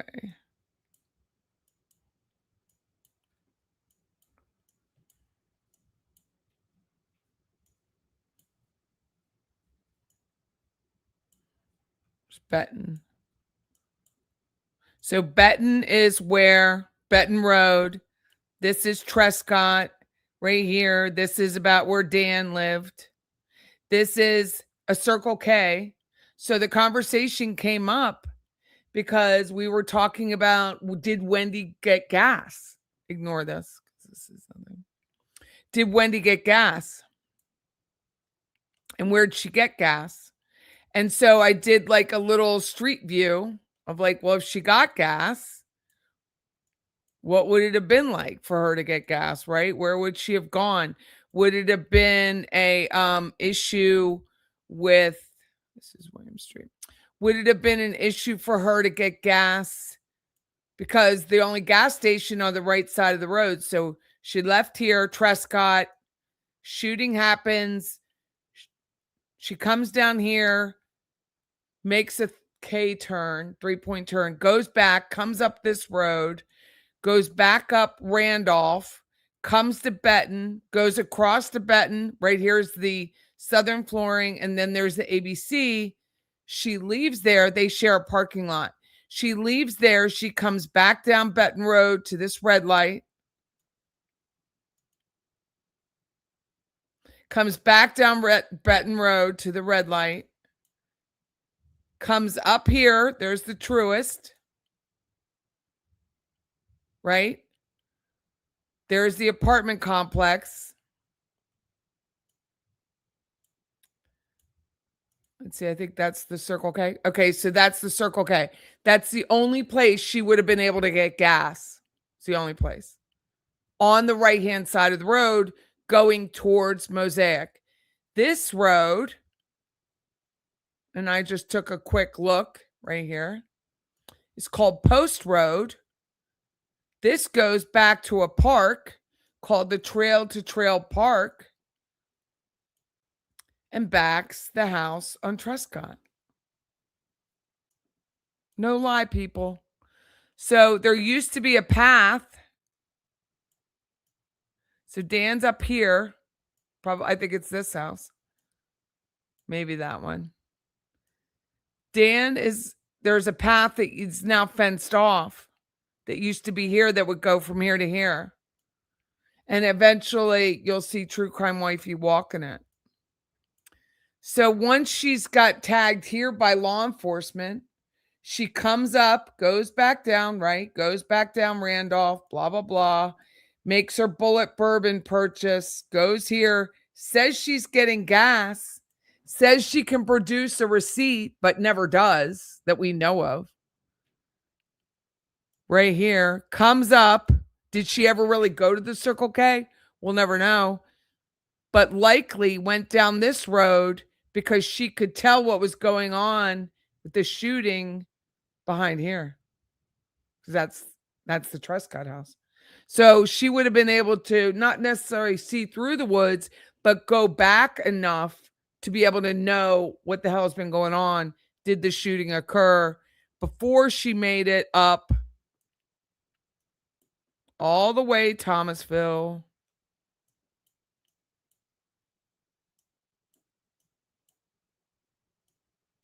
To Market Street and the gallery at Market Street.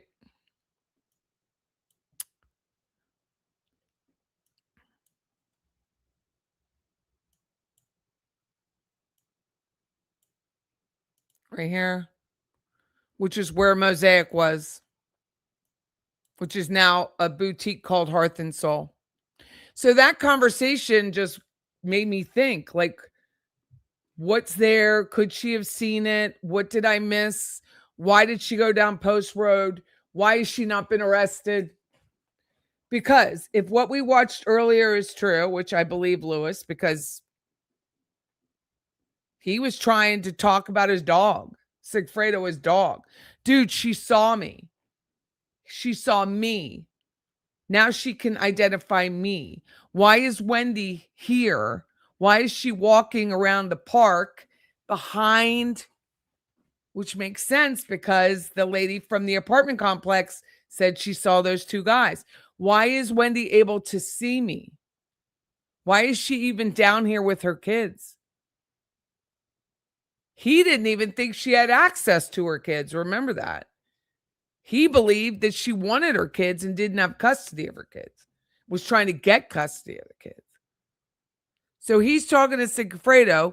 Sigfredo gets on the call with Katie once they get to the hotel. Katie's like, who knows what the hell that numbnut said. But Sigfredo's like, yeah, why is Whendi here? Of course he knows who Whendi is. He probably saw that picture and had conversations with Whendi long before any of this. Guarantee he saw that picture of Whendi and Katie and that other chick at the beach. Hello to the Mrs. Skytroop. I saw that you're here and I appreciate you for being here. I miss you guys a lot. We've known each other on the YouTube streets for quite a minute. Okay. So we started discussing, what do we know in evidence? What has been revealed in trials in regards to?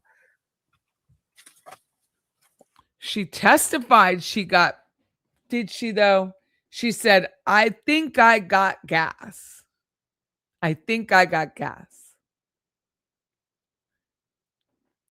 Where'd you get gas? The only place to get gas, which brought my mind, was the Circle K. The Circle K was right behind Trescott.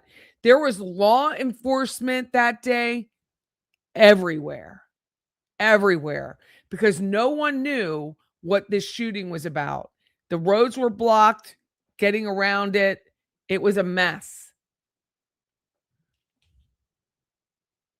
The possibility that Harvey took the photograph. So one of the main things, and I am going to pull up that. Okay, I know you might be able to hear like pages turning. Okay, that's my notes. Debbie I'm a Martin. handwriter. I'm Gen X. I'm all about. Holy cow! Hey, hey, Debbie Martin. How are you? Pen and paper. I am going to pull up Wendy's testimony in Donna's trial.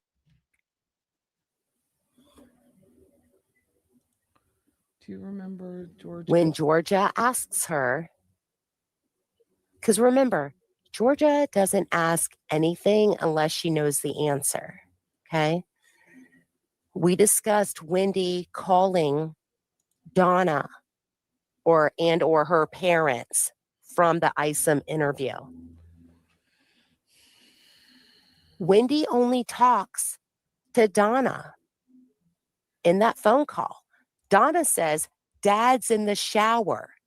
So I guess in the moment for TPD and the TPD advocate to excuse the fact that Harvey is not speaking, it's like, oh, well, he's in the shower. But when we talk about what people would do in real time, like I'm at home, it doesn't even have to be my daughter who has an ex-husband. It could be anybody calling my phone to say that someone that I knew got shot. I am running into the bathroom telling my husband who is in the shower, hello, so-and-so got shot. And then you would be able to hear his reaction, right? You would be able to hear him say, what are you talking about? Hold shot, right? So Donna, or Whendi calls Donna from the ISOM interview. And I guess to pass off the fact that Harvey isn't speaking, Donna just says, oh, well, Harvey's in the shower. So I suppose that TPD should just pass off the fact that Harvey can't speak because he's in the shower. Well, that just really doesn't make sense. So I'm going to share this real quick. And this is Georgia examining Whendi. Wouldn't we have, I mean, and this could be evidence we just don't know about yet, that Donna did drive up alone on the turnpike? Wouldn't there be video about that? I mean, we just may not be getting it yet. On the stand in regards to that phone call that she makes from the ISOM interview. I'm going to look and see. Hello. Okay. I'm going to look and see real quick what everyone is saying before I share that. Welcome back. Harvey in the shower is where we were. Yes. Okay. But that was Food Truck Thursday. It was packed Food Truck Thursdays, Nancy. I'd never been because I don't like crowds, but it was packed those days. Thank you. Yes. Grisch's link. Thank you, Jolie. Listen, I do my part. Okay. Because this is so funny. I literally texted Grisch something that is like, this is like pitiful. Okay. This just shows my Gen X. It's literally like 3 iPhones long of a text message. And I think at the beginning of it, I'm like, oh my gosh. Don't blame Gen X on computer skills. So, but I sent him a text. Who knows? He probably hasn't even read it. So it's fine. But I had sent him timelines. And I think that what I actually sent him was the judge to judge timelines that he probably didn't see in this. Yeah, Harvey is all about photoshopping, as I recall. First thing you do, right? Yeah, first thing that you would do, I'd be running into the shower. Okay, even if I was on FaceTime with someone, I would take it off FaceTime and I would run into the bathroom screaming to my husband. And it wouldn't matter if it was my daughter's husband, ex-husband, a neighbor down the street. I would run and tell him about a neighborhood dog or cat being shot. I mean, this is just common sense. Well, we're going to see. I actually think that Georgia knows what's up. And we're going to watch this real quickly because Georgia does not ask anything that she doesn't know the answer to. Remember that. Okay? Body tried to kill my ex-husband, they should be prosecuted to the full extent of the law. Yes. And Isom says, regardless of who it is. And do you recall your answer? I do recall my answer. What was that? I think I was hoping it wasn't anyone in my family. And so that idea that it was someone in my family gave me pause. All right, but that wasn't your answer, was it? I don't remember word for word what I said, but that was my sentiment at the time. Was your answer for court and counsel? This is law enforcement interview page 122, lines 7 through 12. If somebody tried to kill my ex-husband. I love it when Georgia does that. This is like the tab part, right? Page, whatever page she just said, line such and such, such and such. Like she is literally checking Whendi at every question. Then they should be prosecuted to the full extent of the law. Question, regardless of who it is. Answer, I mean, it would be different if I thought it were my brother. Did you call your mom from the interview room at Tallahassee Police Department? Okay. Here's when Georgia is inquiring about Whendi calling mom, Donna. Did. And did she answer the phone? She did. When she answered, did she advise you that your dad was in the shower? I don't remember whether my dad was in the shower. Okay. Another thing. Allison Galvani and I did an entire I don't remember from Whendi series. It's all gone now from the internet, which is fine. Okay, which is fine. Her father was arrested after 43 plus years of murdering her mother in San Mateo County in 1982. Okay, her channel's gone. But we did an I don't remember series for Whendi. And this is one of those questions. Every time Whendi says, I don't remember, it translates to, I'm not going to tell you the truth. Remember when she's asked about going to the ABC liquor store because she's looking for a specific item, how does Whendi remember specifically, oh, there's a Stock the Bar party. I had to get Bullet bourbon. Like she remembers all these specific things in regards to her alibi, but things in real life, I don't remembers, right? Like she does that I don't remember quote. Okay, I will keep going. Shower. You asked her to sit down. Do you remember that? When she answered, did she advise you that your dad was in the shower? I don't remember whether my dad was in the shower. You asked her to sit down. Do you remember that? I do. And by asking her to sit down, would that signify to her that this was going to be something serious you were going to reveal or say? I was concerned about her age and if she were standing that she could, hurt herself if she fell down. Okay. And do you... Hold on. Point of order. How old was Donna when this murder took place? Right? So she's 72 now, right? I think 72. Yeah, she was born in 55. So she's 72, 71, because she's the same age as my sister. 10 years older. 14 years ago. She wasn't ancient, okay, Whendi? I was too concerned about her. I'm like, that is me, okay? Freaking bitch. Okay. Guess what? Whendi, you don't talk to your dad. Your dad is never in the background. You recall that she at that point asked if she could put you on speakerphone? That's Donna's part of the script that she's actually following. Verbiage wise, she's not following the script. Donna is saying all kinds of stuff in the background. Whendi is going with the script. She mentions the boys. Donna doesn't bite on it, but Donna does say, oh, can I put you on speakerphone? So your dad who's in the shower, who is not actually in the shower and makes no noise, who is really in Tallahassee with you, because I left him there 6 days prior to you calling me, telling me that Danny's been shot. That's what's really going on here. I don't remember, but that sounds plausible. What was the purpose of putting the phone on speaker, if you know? I would be guessing, but so my dad could hear too. What wasn't dad?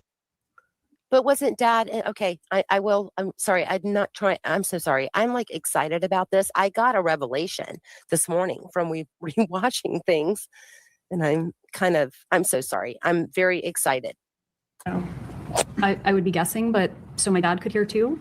But wasn't dad in the shower, or you don't remember that part? I don't remember if my dad was in the shower. Was anyone else there to your knowledge? I don't think so. Was Charlie there to your knowledge? I don't think so. Did you ask your mom in that telephone conversation to tell Charlie what was going on? I think I did. I didn't want to make any more phone calls. And your mom took the news pretty well, didn't she, this phone call? I wouldn't say she took the news well. So we're learning, and I am going to go back to chat real quick to see what everyone's saying, but we never hear Harvey. We never hear Harvey in the background. We never hear, okay, you're being put on speakerphone. Wouldn't you hear water running in the shower, or your husband in the shower screaming, "Oh, is that Wendi on the phone?" I mean, hello. You guys, Harvey was not in Miami. And I will show a timeline in a minute. I will go back to my timeline. I'm a little bit discombobulated, if you will. I'm so sorry. I'm excited, but I'll show the timeline, one that needs to be adjusted in certain, I'm sorry, not adjusted, but added to, but I'll show you the timeline. Like I said earlier, Dan is not in Tallahassee. He is in New York City from July 1 to July 11th because he's getting the boys on Friday, July 11th, the week before he is shot. Wendi is out of town in Miami with the boys July 30th through July 11th. Both Wendi and Dan arrived back in Tallahassee on July 11th. Wendi tells Isom she takes her parents to rent a car on July 12th and they go back to Miami. I don't believe that Harvey went back to Miami. Now, we might not be able to prove this through cell phones because if I'm a wife of a dentist and I've cleared his schedule for that week and he's going to stay with my daughter because we're about to kill her ex, I'm going to take his cell phone with me in my purse. We might not be able to figure this out through Harvey's cell phone records, but we might be able to figure it out to see if Harvey ever saw patients that entire week. Okay, let me say hello. I'm going to say hello to everybody. I will continue. I do have a plan here. Do you think Donna did the money drop and drove to Tallahassee alone after the murder? MBB, I will get to that because Donna, well, and allegedly Harvey as well, but they stop off, meaning I just believe it's Donna at this point. They stay in a hotel and check in at 1:25 a.m. in Orlando, which is literally 2 hours or less from Miami to Orlando in the middle of the night. But we'll get into that. Hey, baby girl. Hey, Mrs. Skytroop. Thank you, John. I'm sorry. I'm probably a little bit behind. I appreciate that.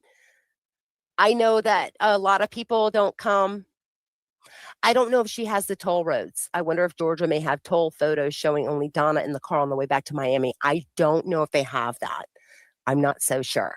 And another thing is that from Orlando to Tallahassee, Donna did not have to take toll roads. She could have taken I-4 up through Central Florida, go on to I-75, completely missing the turnpike. Because the turnpike is the only toll, quote unquote, toll roads in Central Florida. So yeah, she might not have photographs of her in any type of toll road. No good attorney should ask a question they don't know the answer to, especially prosecutors. I 100% agree, Jolie. Let's see. Ian says, I believe you'd remember that if you, yeah, right. Hello, Murder by Maestro. How are you? Let's see. Why would Georgia ask her about Harvey in the shower? Yeah. Bring on the revelation. Yeah, I feel like I'm calling it a revelation. Why would she? Hi, Brian Music. Thanks for being here. The hotel would have footage of Donna, or Harvey and Donna checking in. Yeah. Okay. So I'm going to show those timestamps. I do have a plan. I appreciate it. I know sometimes I come on. Well, I think if you guys have known me for a minute, you're going to know I'm not a professional YouTuber, right? I'm just like a regular person. I was working 2 miles away the day that Dan was shot. I've been fully invested into this investigation for years. I have really good timelines. I have really good information. I remember too much about this case. Okay, let me move on. Oh, I think she was upset. Did you say something different in your law enforcement interview after you got off the phone with her? I don't think I did. I don't think I said something like that. Didn't you say, page 265, line 5 through 6, quote, my mom handled that pretty well? My mom handled that pretty well. No mention of Harvey, but hang on. Something else is coming up. I may have said that. I can check it. Can you tell me the line again? Yes, ma'am. Page 265, line 5 and 6.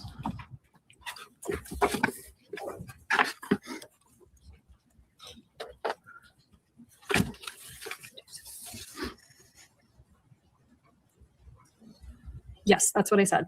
And then page 280, line 22 and 23. Did you also say, well, my parents sounded really surprised, so that's at least a relief?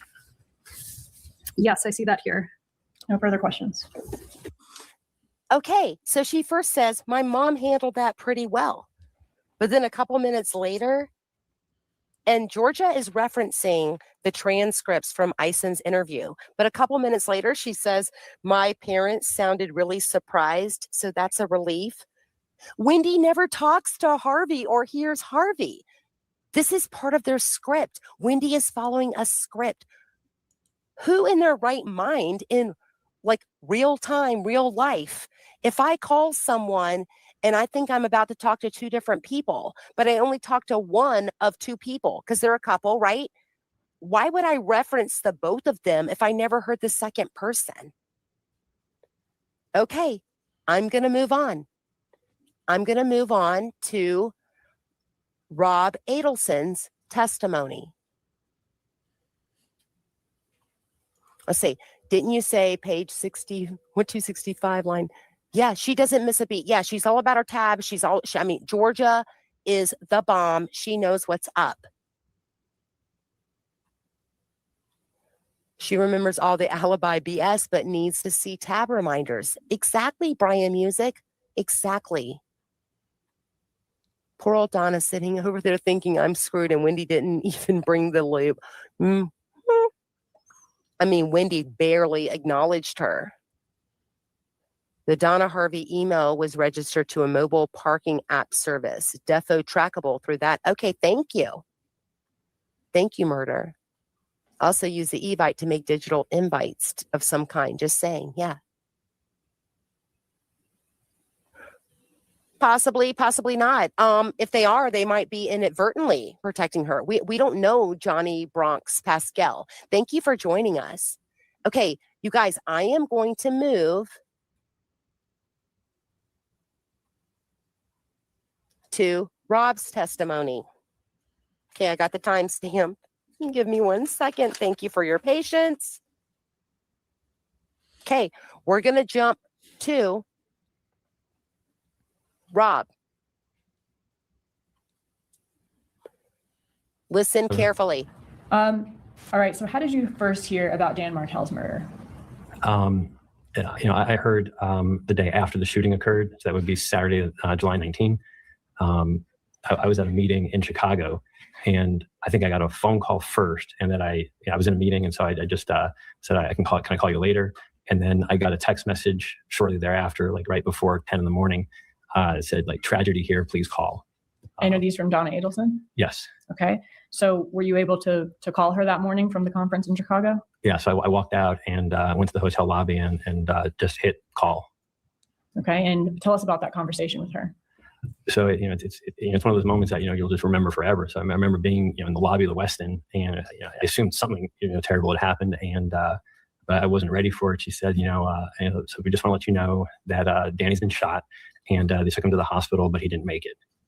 And it didn't make any sense. And I probably asked like a few medical questions, and they said they're driving up to go help Whendi, and we'll talk to you later. We can't talk now. Okay, was she crying?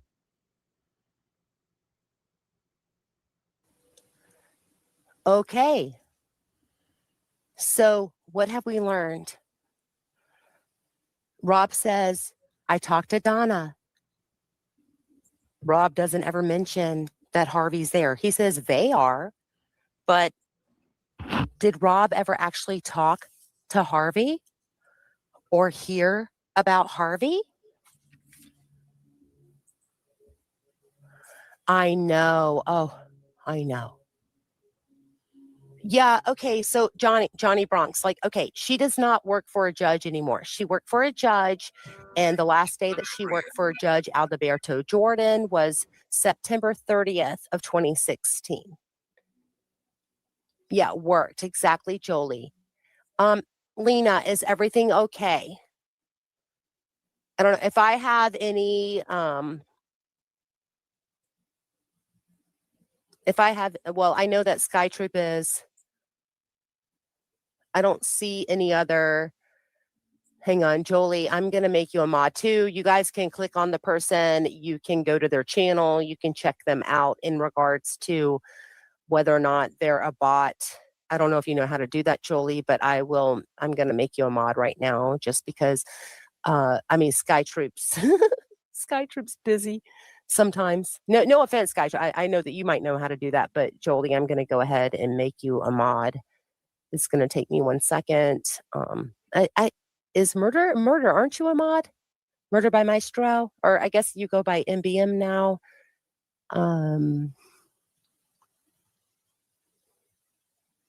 This is so funny. I can't even remember at this point how to make people mods. Maybe is it through settings? Yes, okay. But I hope everything's okay, Lena.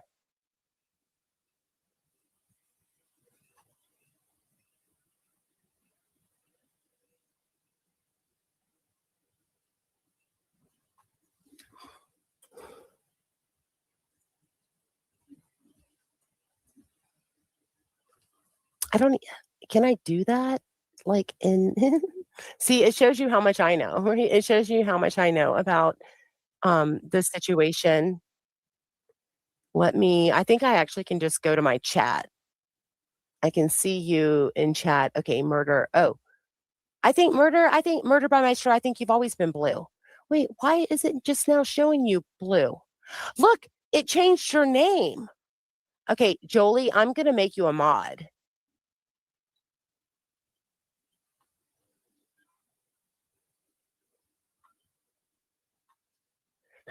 So, and John, you're a mod, but you're a mod in your old profile. So now you guys are mods in all kinds of double profiles. Oh my God, watch, I'm going to go back to StreamYard. Okay, thank you. I was like, I'm going to go back to StreamYard and realize that I've been on complete. Okay, I think everything's okay. Mr. C, you've always been a mod. Yeah, so if you look Murder by Maestro, your profile is showing up 2 different ways for me. Okay, yeah, I'm not going to try to work out YouTube craziness. Okay, so additional information that I want to stop sharing. I don't know if I was sharing all that. I'm sorry. If I was, I probably was. Okay.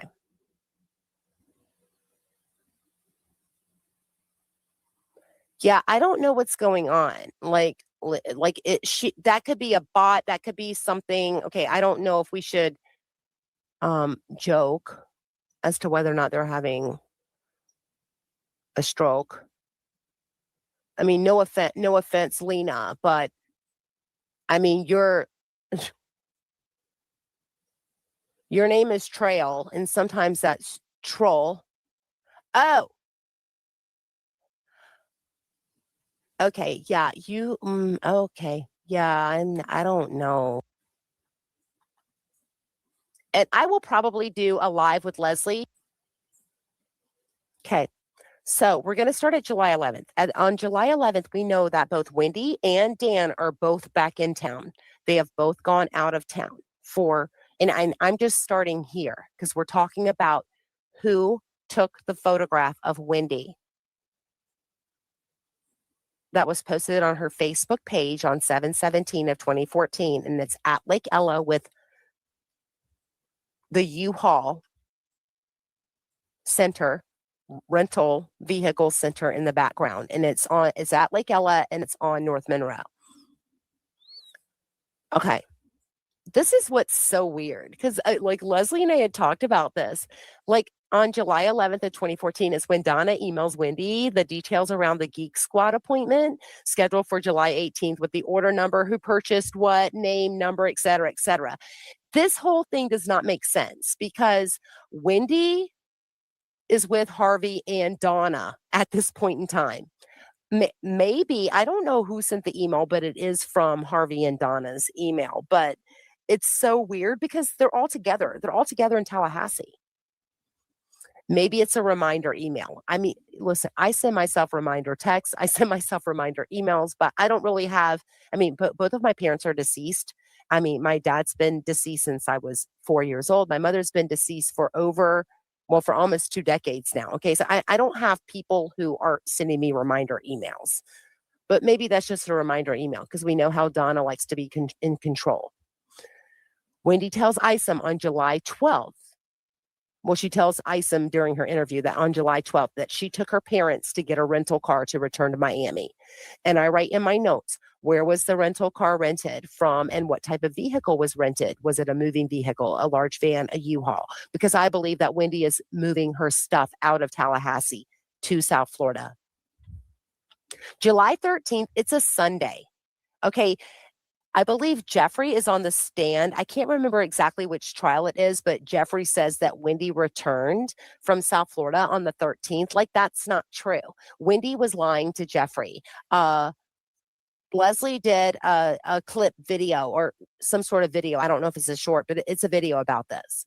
But on this night, on July 13th, Whendi and Jeffrey go to a movie and a dinner date. And Jeffrey says in one of the Isom interviews which exactly movie they saw. I don't really remember. However, I do know that they were at the movie theater that used to be located in the same spot on Thomasville Road as Whole Foods, and then also where Stephen Webster and the Baptiste guy, they have their law offices, like literally like almost on the same property. It's the property right outside the parking lot of that plaza. But it's on Thomasville Road. It's a hop, skip, and a jump from Trescott or Benton Road. So this is the same day on July 13th. This is the same day that Jeffrey says that there's a $15,000 or a $50,000 statement about Charlie looking into a hitman the summer before, meaning in 2013, and it makes Jeff's stomach flip. I believe later on in testimony, he doesn't stick to that exact date, but they are literally on a date on Sunday the 13th. Monday the 14th, this is when Whendi calls Jeff and says that she's locked out of her house. Okay. Jeffrey offers to come over. Hey, I'll come and sit on your porch with you. And she's like, oh, no, don't worry about it. Well, she's keeping Jeffrey away for a reason. It might be because Harvey is at her house. I had to go take a call, Melissa. I had to take a call, a very, very important call, which I'll explain another day. Harvey is in town. Rob spoke and testified that he is only talking to Donna, and Donna is the one who is saying stuff about, oh, they're in Orlando and then they're headed to get to Whendi. Katie testifies and says, Charlie said my mom dropped off the money from Miami to Orlando is in the middle of the night. It's about 2 hours. How can Harvey and Donna not make a 7-hour trip in a nighttime? One person sleeps while the other one's driving. You switch off in an emergency. It's because Donna is alone. She is the one that has to. Listening to True Crime Wifey is like thinking about a AAA trip ticker. Do you guys remember the old AAA trip ticks? Like when to stop, when to go, when to get a break. Does anyone remember those? That's how old I am. And I'm listening to her and she goes, you don't just drive through, you stop, you sleep, you. I love it. To stop off in Orlando and spend the night because she cannot make this drive on her own. This is my speculation. This is my conclusion to what's happening. Okay, I'm going to come and look at the chat for a minute.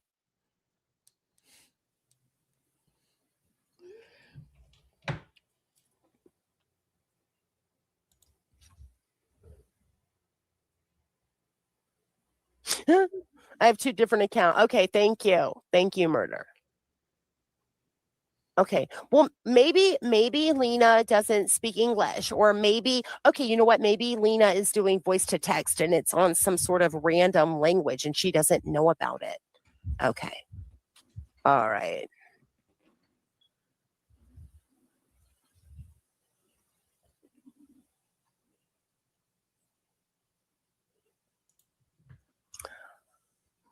I don't know what that means, but that's okay. Mm-hmm. Okay.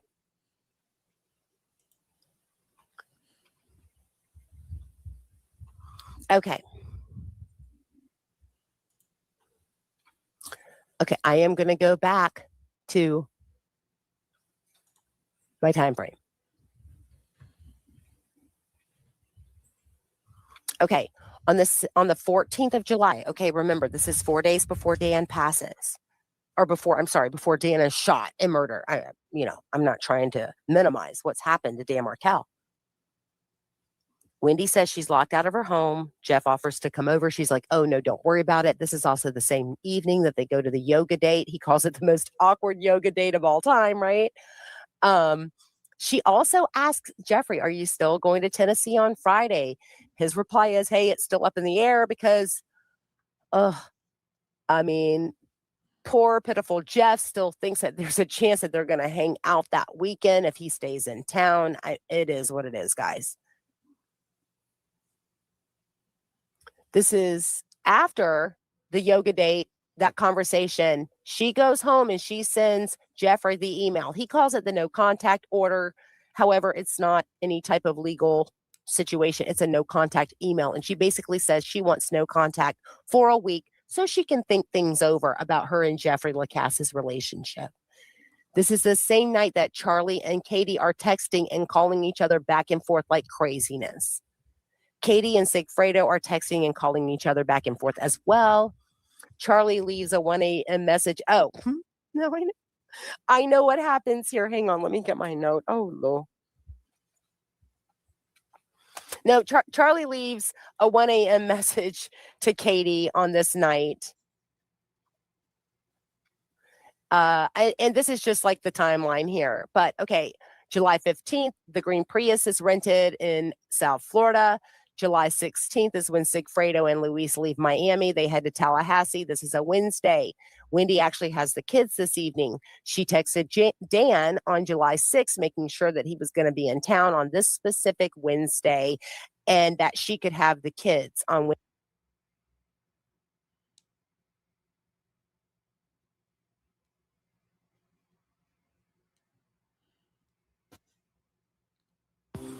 Okay, I apologize about that. For some reason, my new headphones power off every once in a while. It's very odd.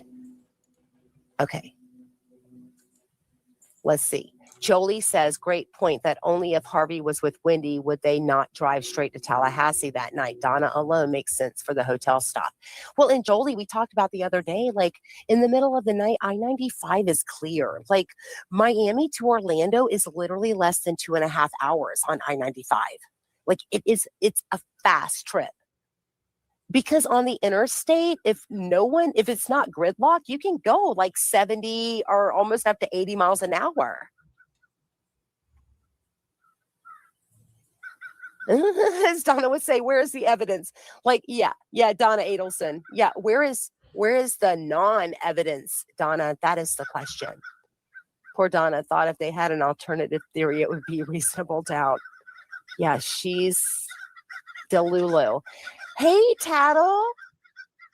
Tattletales. Hey, how are I know that we have a plan at some point to do a live. We might just need to do a video and me post it.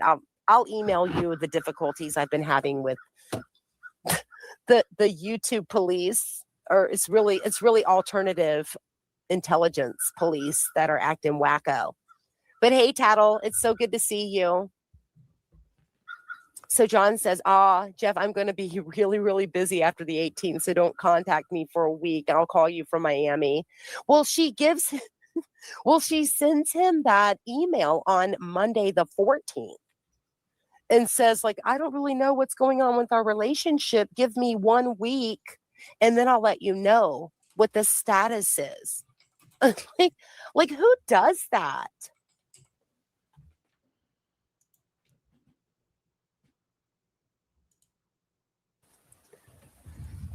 I don't know. Maybe it's because I'm a Gen Xer, or maybe it's because I don't know. I have like. I know that it is proper for people to work on relationships. I just feel like, okay, for Jeffrey, for instance, it's like he's dating this girl for a couple months and then he starts having to see a therapist because of his relationship with her, and then spends, I think he tells Isom $2,000 on therapy. Okay, you guys, Jeffrey Lacasse is a professor at FSU. He has Capital Health Plan. I believe that Allison Galvani and I went over this in one of our live streams. It's at minimum a $20 copay for a session, at maximum $40 copay. Okay, I have a Capital Health Plan. It's a state insurance up here in Tallahassee. Almost all of the providers are Capital Health Plan. Let's just say it's $40 a pop for a session. $2,000? Oh my gosh, Jeffrey, run. If you I'm laughing at True Crime Wifey. I just love listening to other people's shows. I really do. So, Rebecca, we talked about this on Sunday, that the emoticons are gone. They're gone.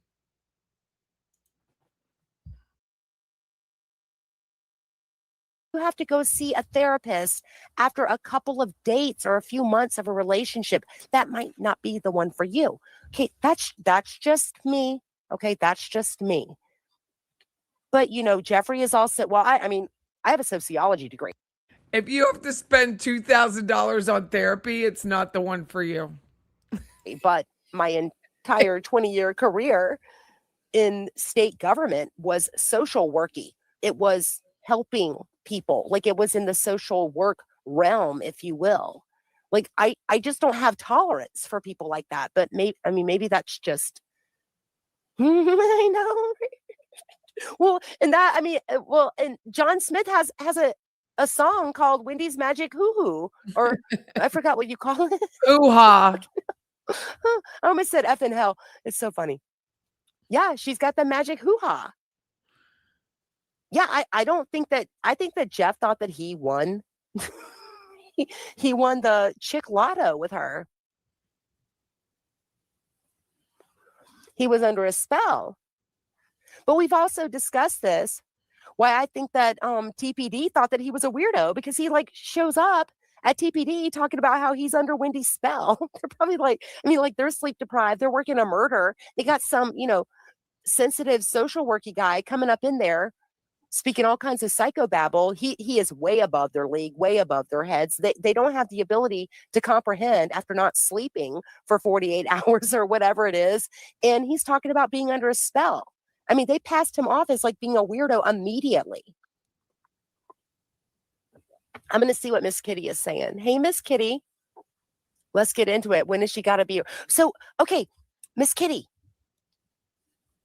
Okay, so I did some research this morning based upon appeals because I truly believe that the feds in Georgia have her number, but it's a lot more complicated than what we're looking at. I don't know if any of you guys have seen when, Leslie B had. It's a good time for that break, Pamela. We're listening to True Crime Wifey talk about her belief, or Wendi Adelson, Dan Markel murder, July 18th, 2014, which is coming up, in a month. That her belief that Harvey wasn't in the shower when Wendi called to inform her mother what the mother already knew, was that Dan was murdered. So, or shot, not that he was murdered because he hadn't died yet or been declared dead. And everyone in the world who's a mom believes that, like, I don't get along with my ex-husband, but if somebody had told me that he was died or he had been declared dead or something, I would still be mortified. I would be mortified for my daughter, for my children, for my grandchildren. There would still be a reaction. When my mother-in-law perished, it took a while, but when she finally died, and they're not ex-mother-in-law in their 90s, she was around for a long time, Mary Ellen. It took a while. She, I know, is still mortified for my kids. I didn't grieve her. She wasn't my mom, but my kids grieved her. And so you have empathy for your children. Donna had none of that. Not, oh my God, blah, blah, blah. And then you got Wendi sitting there going, well, I was so worried about her age. She was 62. 62. You worried she was going to fall? Someone's going to fall in the shower? She didn't even have a reaction. The live stream with Grisch and I on, and then we had a part 2. Okay, this is much more complicated than your normal murder investigation. I mean, well, at this point in time, there's been 5 people convicted, right? It is a true conspiracy. The prosecution is not the ones who are calling the shots. It's the feds. That is a good point, John Smith. I don't think they would have left poor, helpless Wendi alone, knowing that the 2 murderers were coming to Tallahassee.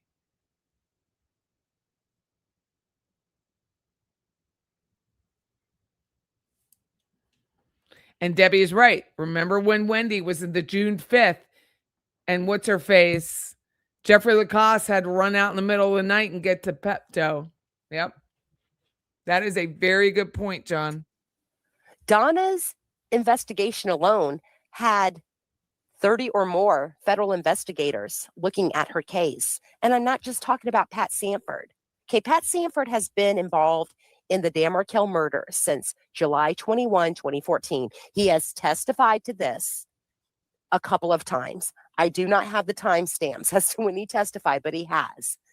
This is much deeper and much more complicated than your average folk think. Nice. Yeah, I know nice guys get targeted by psychopaths. Well, allegedly, and entertainment purposes only, and this is just my opinion, I believe that Wendi falls in line with everything that I know about a malignant narcissist. That's my opinion. Entertainment purposes only, allegedly. Brandy, hey, oh my gosh. Did Tanika Tucson show up? Oh my goodness. If Tanika is here, thank you. She is a large channel based on, poor little me. Yeah, it's a proven conspiracy. Exactly. Mr. C agrees. Yeah, Joel, I love to hear Grisch talk more about why so many federal officers are a part of this case. Okay, so I texted Grisch. Well, I texted him like a massive amount of information. I'm pretty sure he's probably worried. I don't have Grish's cell phone number. Just saying. Of course, I haven't asked him for it, so there's. He's got a life. He's doing stuff.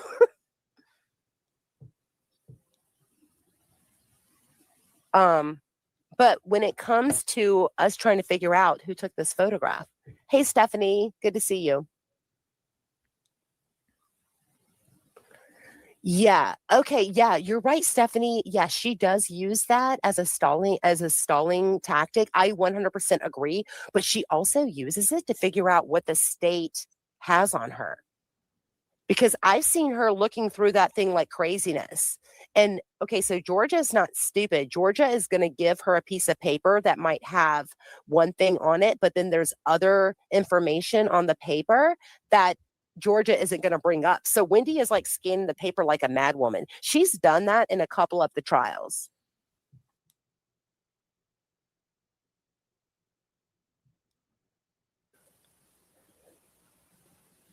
Okay, so I'm going to get back to this real quick so I could just finish my thought. If any of you guys have been around me or with me for quite some time, you'll know. You know how like I move, right? Okay, so let's go back to July 16th, right? Luis and If you recall, Jeffrey Lacasse talks about Whendi going back home to the house that was outside of Pompano. I forget the town. That she was packing up her childhood home. I don't believe that, because later the home was listed for sale, right? And that's when they all moved to the condos in the sky. But her bedroom was still the bedroom. I don't believe that. This heifer was taking stuff down there every chance she got. Remember, Jeffrey would talked about how many times she had to go spend a week and a week and a week, and she was cheating on him down there. Sigfredo, they leave Miami. They head to Tallahassee. This is when Whendi has the boys for that night. It's already in the custody agreement. We're not really sure why Whendi has to double check that date. This is also the same evening that Whendi and the boys, like Whendi tells Isom that she was at that shopping plaza and sees Dan working on his laptop in the window at Whole Foods, and she avoids him and then takes the boys to Smash Burger instead. And I mean, that's just so heartbreaking to me. July 15th or 16th, and we don't know exactly the date because we haven't been given the date. But remember, Whendi talks about having a long walk the week of with Jane. When she mentions this on Friday the 18th in the interview room where Isom is, and then Jane comes in, she mentions this like, oh, like we went on a walk earlier, like whenever that was. So if it was the day before, he says she packed up her old bedroom. We've looked at previous shows. We've looked at the old bedroom and the photos of the house, which I thought was a very cool house. And it didn't look like her bedroom had been packed up. Okay. before, Jane would have been like, oh, it was yesterday. So we still don't know if it was Tuesday or Wednesday of that week. It was BurgerFi because BurgerFi is gone. Okay, on the 17th, Tuto and Tato, that's Sigfredo and Garcia, they're scoping out Trescott Drive and the surrounding areas. This is the same day that Tuto accidentally shoots out the gas line in the Prius, disabling it on the side of the road. And then they say that they run in, quote unquote, run into Shadrick Nobles. Okay, I don't necessarily believe that, just to be honest. I believe that they have his contact. They, meaning Sigfredo, has his contact information because he's one who can run out and get them a little bit of Coca-Cola. Okay, that's what's happening. They don't just run into him, you guys. I mean, Tallahassee's small, but it's not extremely small.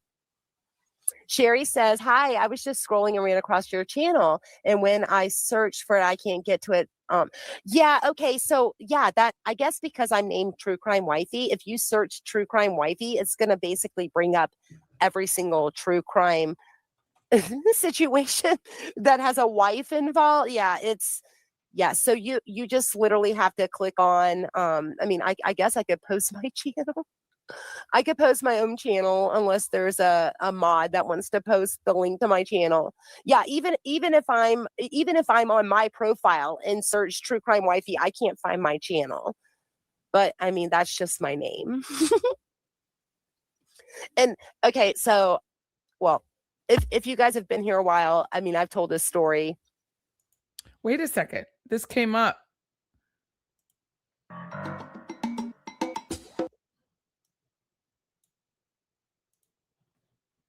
This just aired. We missed it.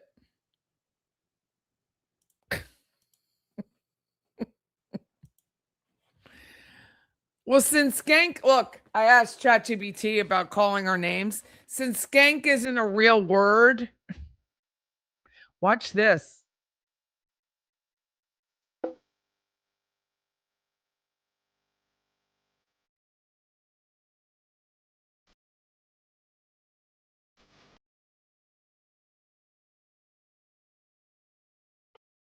Ciao a tutti. This is Prof Joe with Prof Joe Explains. So, where is Jimmy Hoffa? Who was Jack the Ripper? What happened to the crew of the Mary Celeste? Was Amelia Earhart a spy? And even so, why can't we find her? But for crime buffs, the most vexing question of all, by far, is why don't they charge Whendi? And that's the question I seek to answer tonight with a host of experts who have followed the Adelson trials, the Dan Markel murder, most of them from the beginning, many of them with a real connection to Tallahassee and law enforcement and prosecutors in Tallahassee. And so we're going to do a deep dive into the potential reasons why we're sitting here 12 years after Dan Markel's murder and Whendi is still out free and clear. So let's get right into it. And I want to have you first hear from Dave Ehrenberg. Dave Ehrenberg was the state's attorney for Palm Beach County in Florida from 2013, I believe, to 2025. He was a friend of Dan Markel's. They're both alumni of Harvard Law School. He's now in private practice. You see him all the time as an expert commentator on trials, and he co-hosts a program, MK True Crime, which if you haven't seen it, I suggest to you that you take a look. He knows criminal law. He knew Dan Markel. He knows what the job of a state's attorney is, the stresses, the decisions of the office, what goes into making those decisions. He's uniquely situated to give his opinion on why haven't they charged Whendi. So let's hear from Dave. Joe, I'm Dave Ehrenberg, former state attorney for Palm Beach County, AKA the Florida lawman. And you asked, why won't they prosecute Whendi? Well, I think that they still may. I thought they would have already. After all, the jury foreperson in Donna's trial said that she thought Whendi was guilty, and they didn't even put on the evidence against Whendi. That was a trial for Donna, not for Whendi. But prosecutors are being careful because you get one shot at it. And unless they believe they can get a conviction beyond a reasonable doubt, they're not going to go with a prosecution based on probable cause. They want to know, they want to have the goods.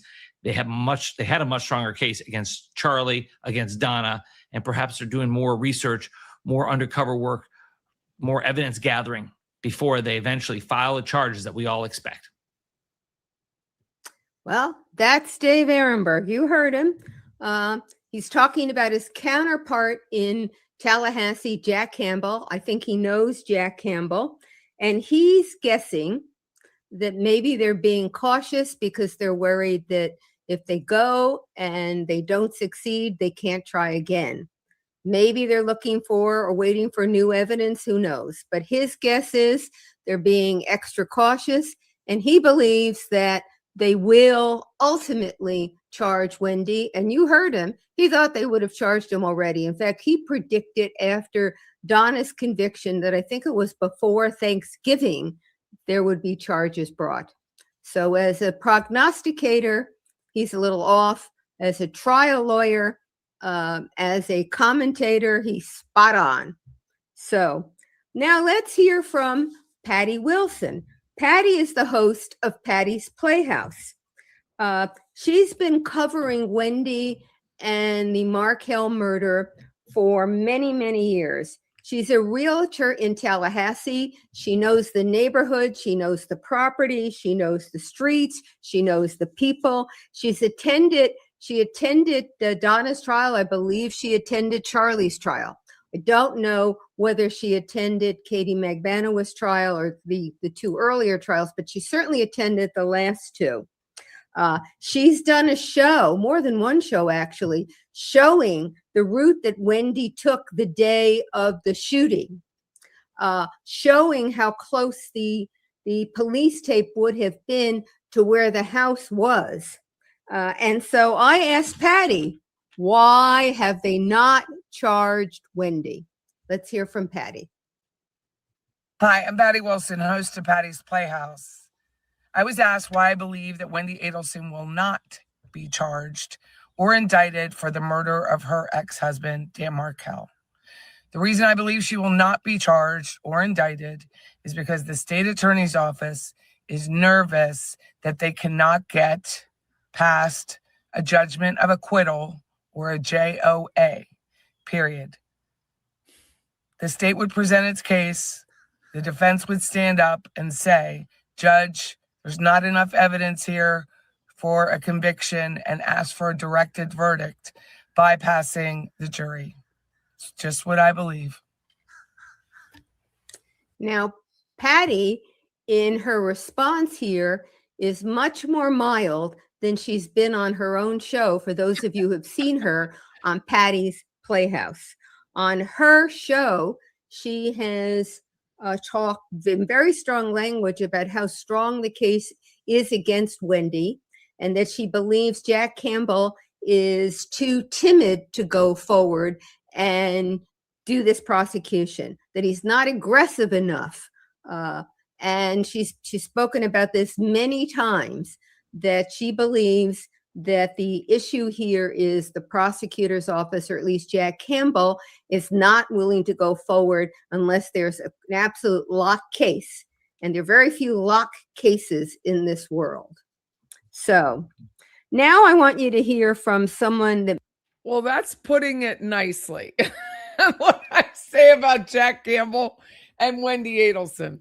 It is, but I do believe that only because someone in the courthouse told me this exact scenario. And then when I watched Georgia Kappelman ask for restitution at the when Donna was convicted, I was sitting with Rebecca and I thought, oh my God, they're not going to go forward with Wendi because they didn't ask for restitution from anybody else.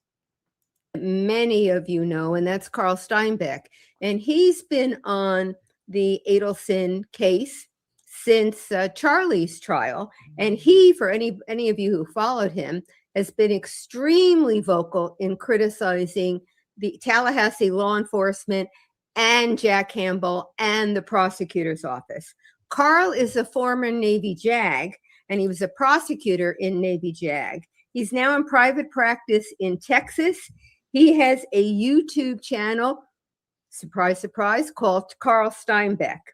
And I know that many of you know him. So I have a clip from what he said on January 25 of 2006 about what's going on and why they have not charged Wendi. Let's hear from Carl. If he's like driving to Miami and he does not have any green light that they're actually going to have an arrest warrant ready for him down there, think about it.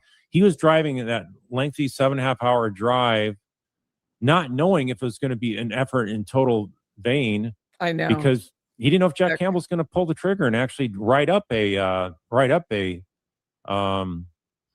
actual arrest for Donna's to be apprehended there as she's boarding the plane. So that's what it took. Is basically if it went for Jack Campbell, being prodded by the FBI agent driving down to Miami to try to intercept Donna fleeing the country, then they would never had Donna prosecuted as well. So there's just a lot of missteps and things that they just fumbled the ball on repeatedly. That's just very frustrating to see. So I don't have a lot of faith and confidence that Jack Campbell has the faith and confidence he needs to try this next case. And like I said, with Whendi, you need somebody that has experience prosecuting complex cases, that it has no fears of putting forth circumstantial evidence, which in many cases is way stronger than direct evidence.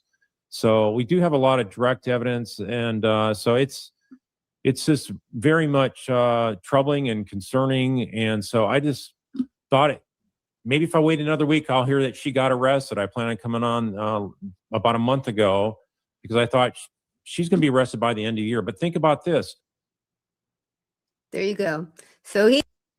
So that lamp came from his brother John in his travels as a pilot. I've asked. I want that lamp. In January 25, thought Whendi would be arrested before January 1. And on January 25th, he thought it would be one more week. And here we are on May 18th today? And June 16th. And we're still waiting. And I don't need to summarize Carl. He thinks the Tallahassee, the Lamb County state's attorney, Jack Campbell, is timid and not a good prosecutor. You certainly heard that from him, and that's his position in here. Now I want to give you some of the other theories I've heard about why they have not yet charged Whendi. One of them that I've heard repeatedly is that the immunity that she got is in the way, and it makes it impossible to bring a successful case. Now, I did a video on what derivative use immunity means and whether it will get in the way of a prosecution of Whendi, and we will link that video to this live you can go back and take a look at it. And we will watch that video tomorrow because I need to know. Because, that was a long video. We obviously can't rehash it all here. But in short, I don't think the use derivative immunity issue is going to be anything but a big nothing burger. It may take a little time. I don't doubt that Wendi's lawyers may try to prevent the prosecution by saying the state will use evidence that they got by violating that immunity agreement, but I don't think they need it. Certainly, it might be helpful, but they don't need it. And as I say, I've got a video on this that you can look at as to whether it's the immunity deal that's stopping the state prosecutor's office from prosecuting Whendi. Now, we have Tim Jansen, who's a prominent defense lawyer in Tallahassee, who, of course, has been on Surviving the Survivor many, many, many, many times. And he's been asked many, many, many times, will they prosecute Whendi? And he has consistently said he did not believe so. His reasons were, one, he thinks there is insufficient evidence to prosecute Whendi, or at least that's what Jack Campbell believes. And also, he said at one point that the vibes he was getting more recently from the Tallahassee prosecutors was that they are tired of the case. They want to move on. It's been 12 years. They've done 4 trials. They had 1 plea deal. And there are other cases in the office that need to be taken care of, maybe equally heinous with the murder of Dan Markell. And they feel that maybe they got the most culpable actors and that they're going to rest on their laurels. So that's Tim Jansen's take on why the prosecutor's office has not charged Whendi.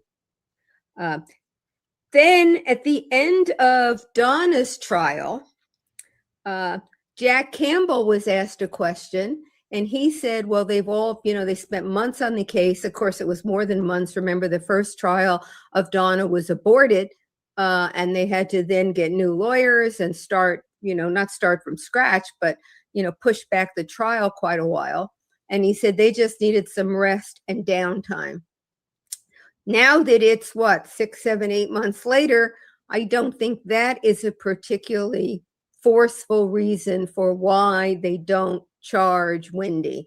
And I heard Carl Steinbeck say that their prosecutors, they've done these trials before. He doesn't believe they needed any rest. I'm not so sure I agree with that, but certainly that doesn't seem to be a particularly persuasive reason now.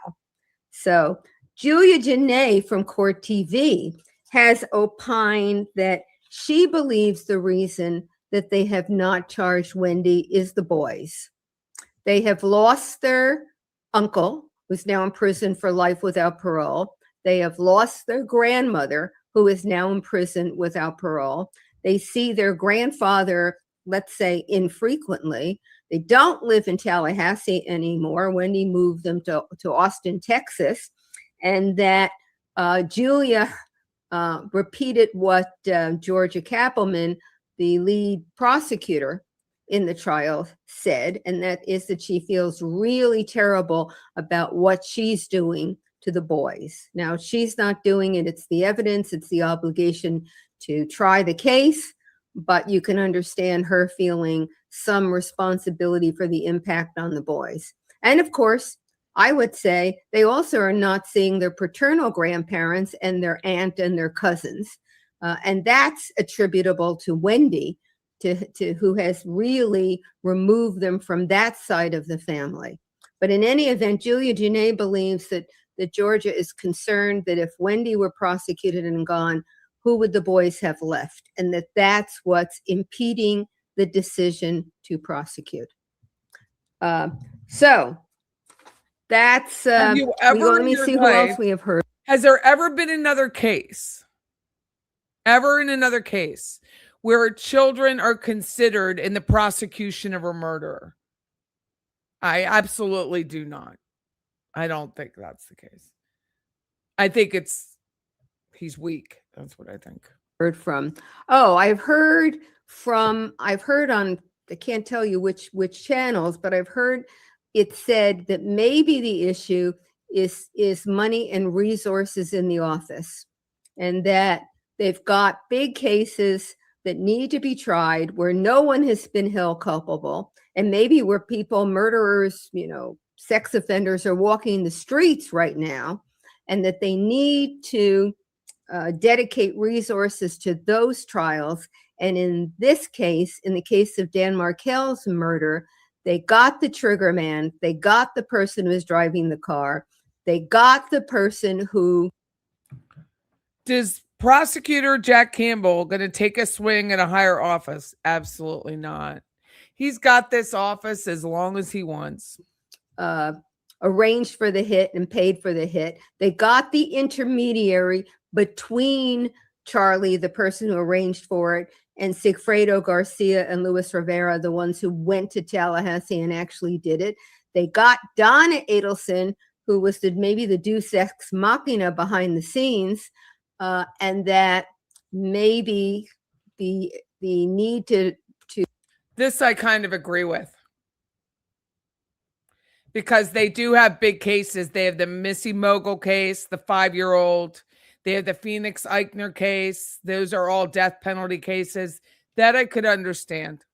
Not understand like empathy towards, but I could logically get that. To dedicate resources to other trials is what's impeding the decision to prosecute here. Now, I will say that with regard to the boys, I have sympathy also. With regard to resources, I understand that administrators have to worry about resources. That's certainly clear. It's not an illegitimate interest, but I know that you know, and that I know, and that we all probably feel that Whendi has been The university shooting trial, which I will be attending, is in October of this year. So my vacation plans have all been moved around. Judge Lance Neff, which I shared with you, that motion hearing. And then there's another motion hearing for the Phoenix Eichner case in July, which I'll be going to. Extraordinarily callous through that, this whole 12 years. She's been the one who benefited most. To many of us, it appears that she was the instigator behind the scenes. The poor little me. I can't even manage to drive from Tallahassee to Miami on my own, even though I'm a grown woman with 2 children. My parents have to drive up here and get me and then drive back with me because, oh my God, I can't do it. I'm ineffectual. Notwithstanding, she's got a JD degree. She's a college graduate. She's, as I said, a grown woman. But in any event, callous. She has the heirloom, the Holocaust ring that was in the Markel family, and was supposed to return it to Dan after the divorce. Never did, never has. We don't know where the ring is. We may never know what happened to the ring. As soon as she could, she changed the boys' names from Markel to Adelson, erasing their father from their life as much as it was possible. Then she cut out his family, his parents, his sister, his brother-in-law, his nephews, and he may have a niece also, but all the cousins, the family entirely. She's never brought them to the gravesite to honor their father. She has effectively done her best to wipe him out completely. And so when we look at somebody that callous, that egocentric, it's very hard to say, well, we got 4 of them, maybe that's enough. At this point, I want to hear from another expert. This is Jeremy Mutz, excuse me. He was in the Tallahassee prosecutor's office. He knows Georgia and Sarah Dugan. He knows Jack Campbell. He knows how that office operates. He's in private practice now in, I believe, Tallahassee. He knows the law enforcement people. He's a published author. Among his books is Baby Yonatan. He's got 5 published books. He opined on what's holding up this prosecution. Why have they not charged Whendi? So let's hear from Jeremy Mutz. Why would the state not prosecute Wendi Adelson with all the evidence that we know about?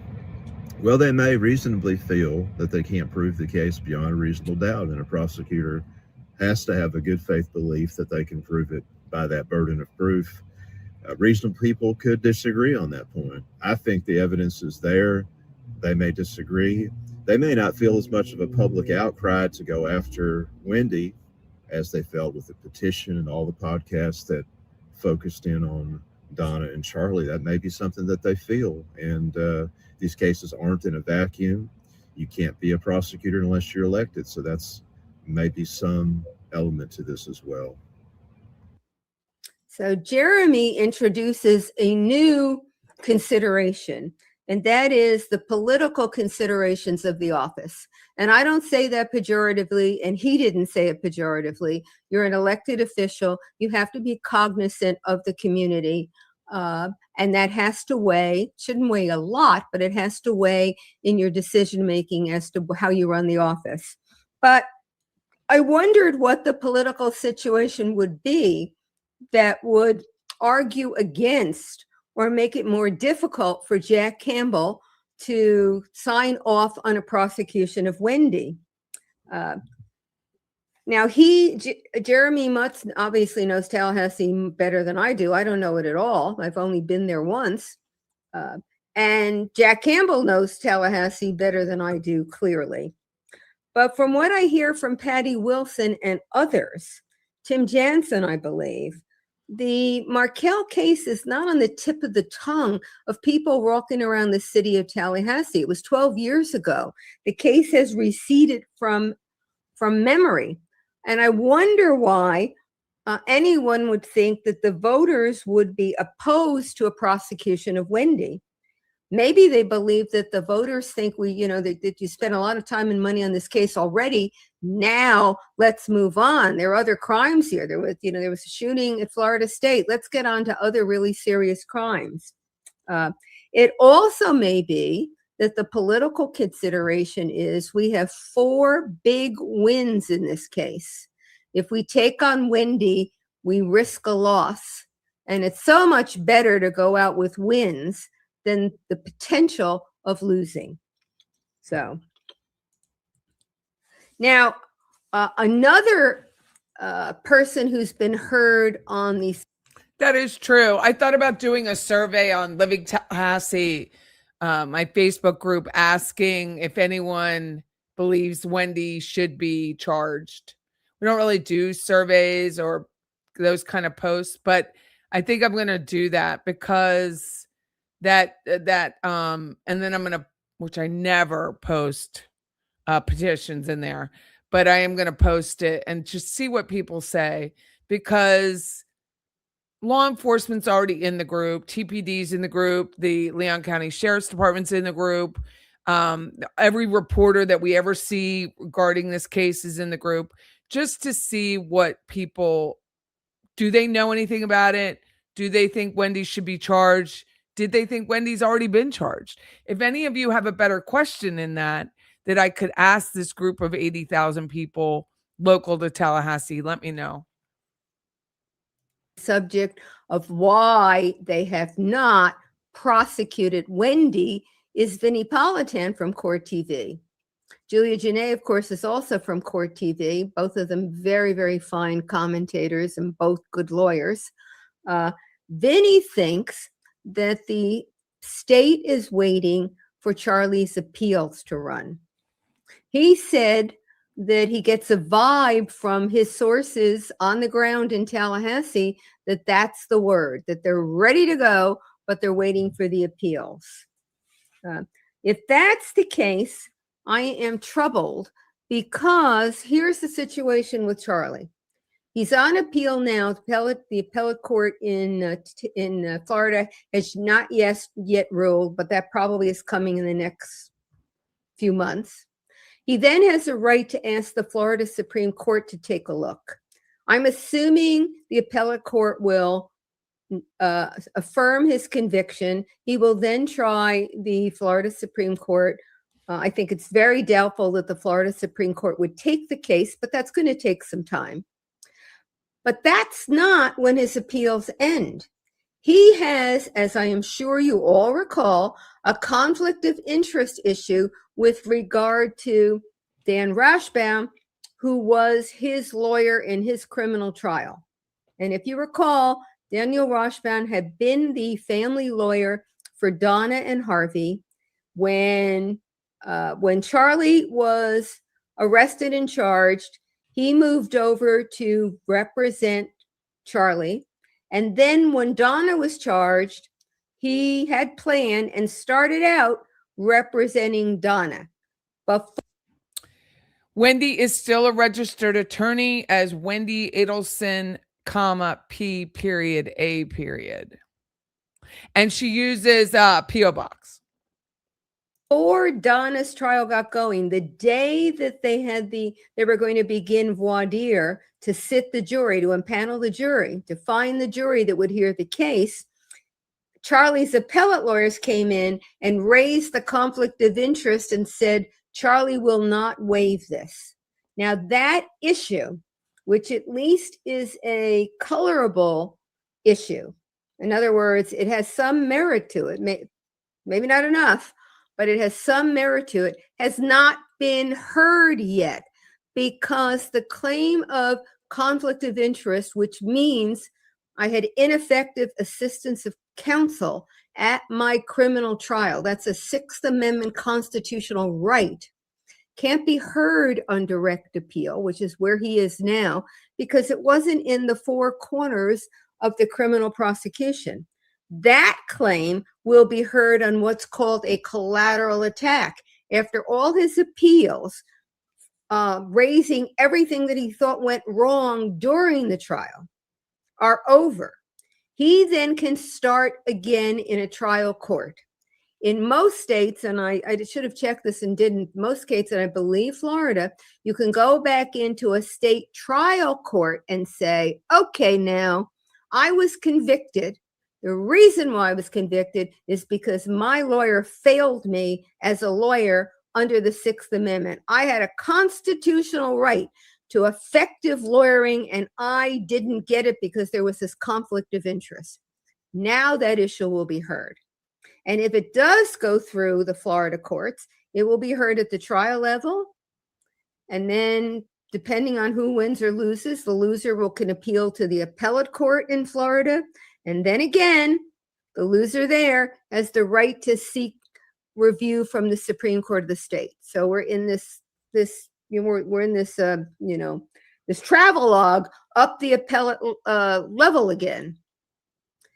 If the state courts say, no, there was no ineffective assistance of counsel, now Charlie has the right to go into a federal court, again at the trial level, federal district court level, and say, my Sixth Amendment rights were violated, and because of that, I didn't get a fair trial, and because of that, I'm entitled to a new trial. Starting at the trial level, then you go to the Court of Appeals. You have the right to ask the U.S. Supreme Court to look. They never will on this, but look at all the time we're talking about.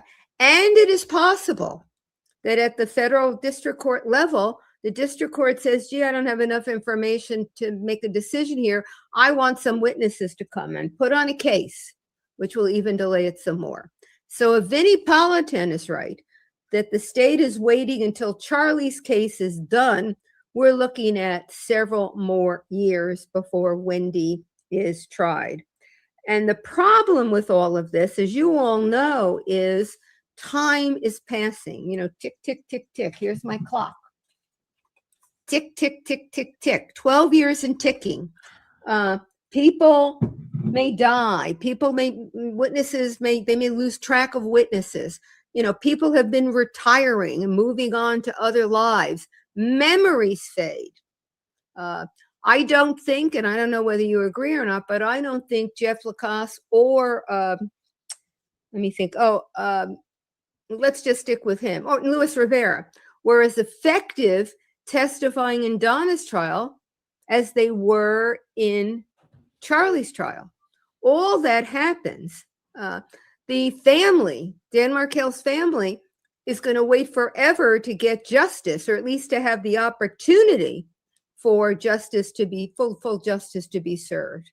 And their ability to have any interaction with their grandsons, which is practically nothing now, it will be many more years.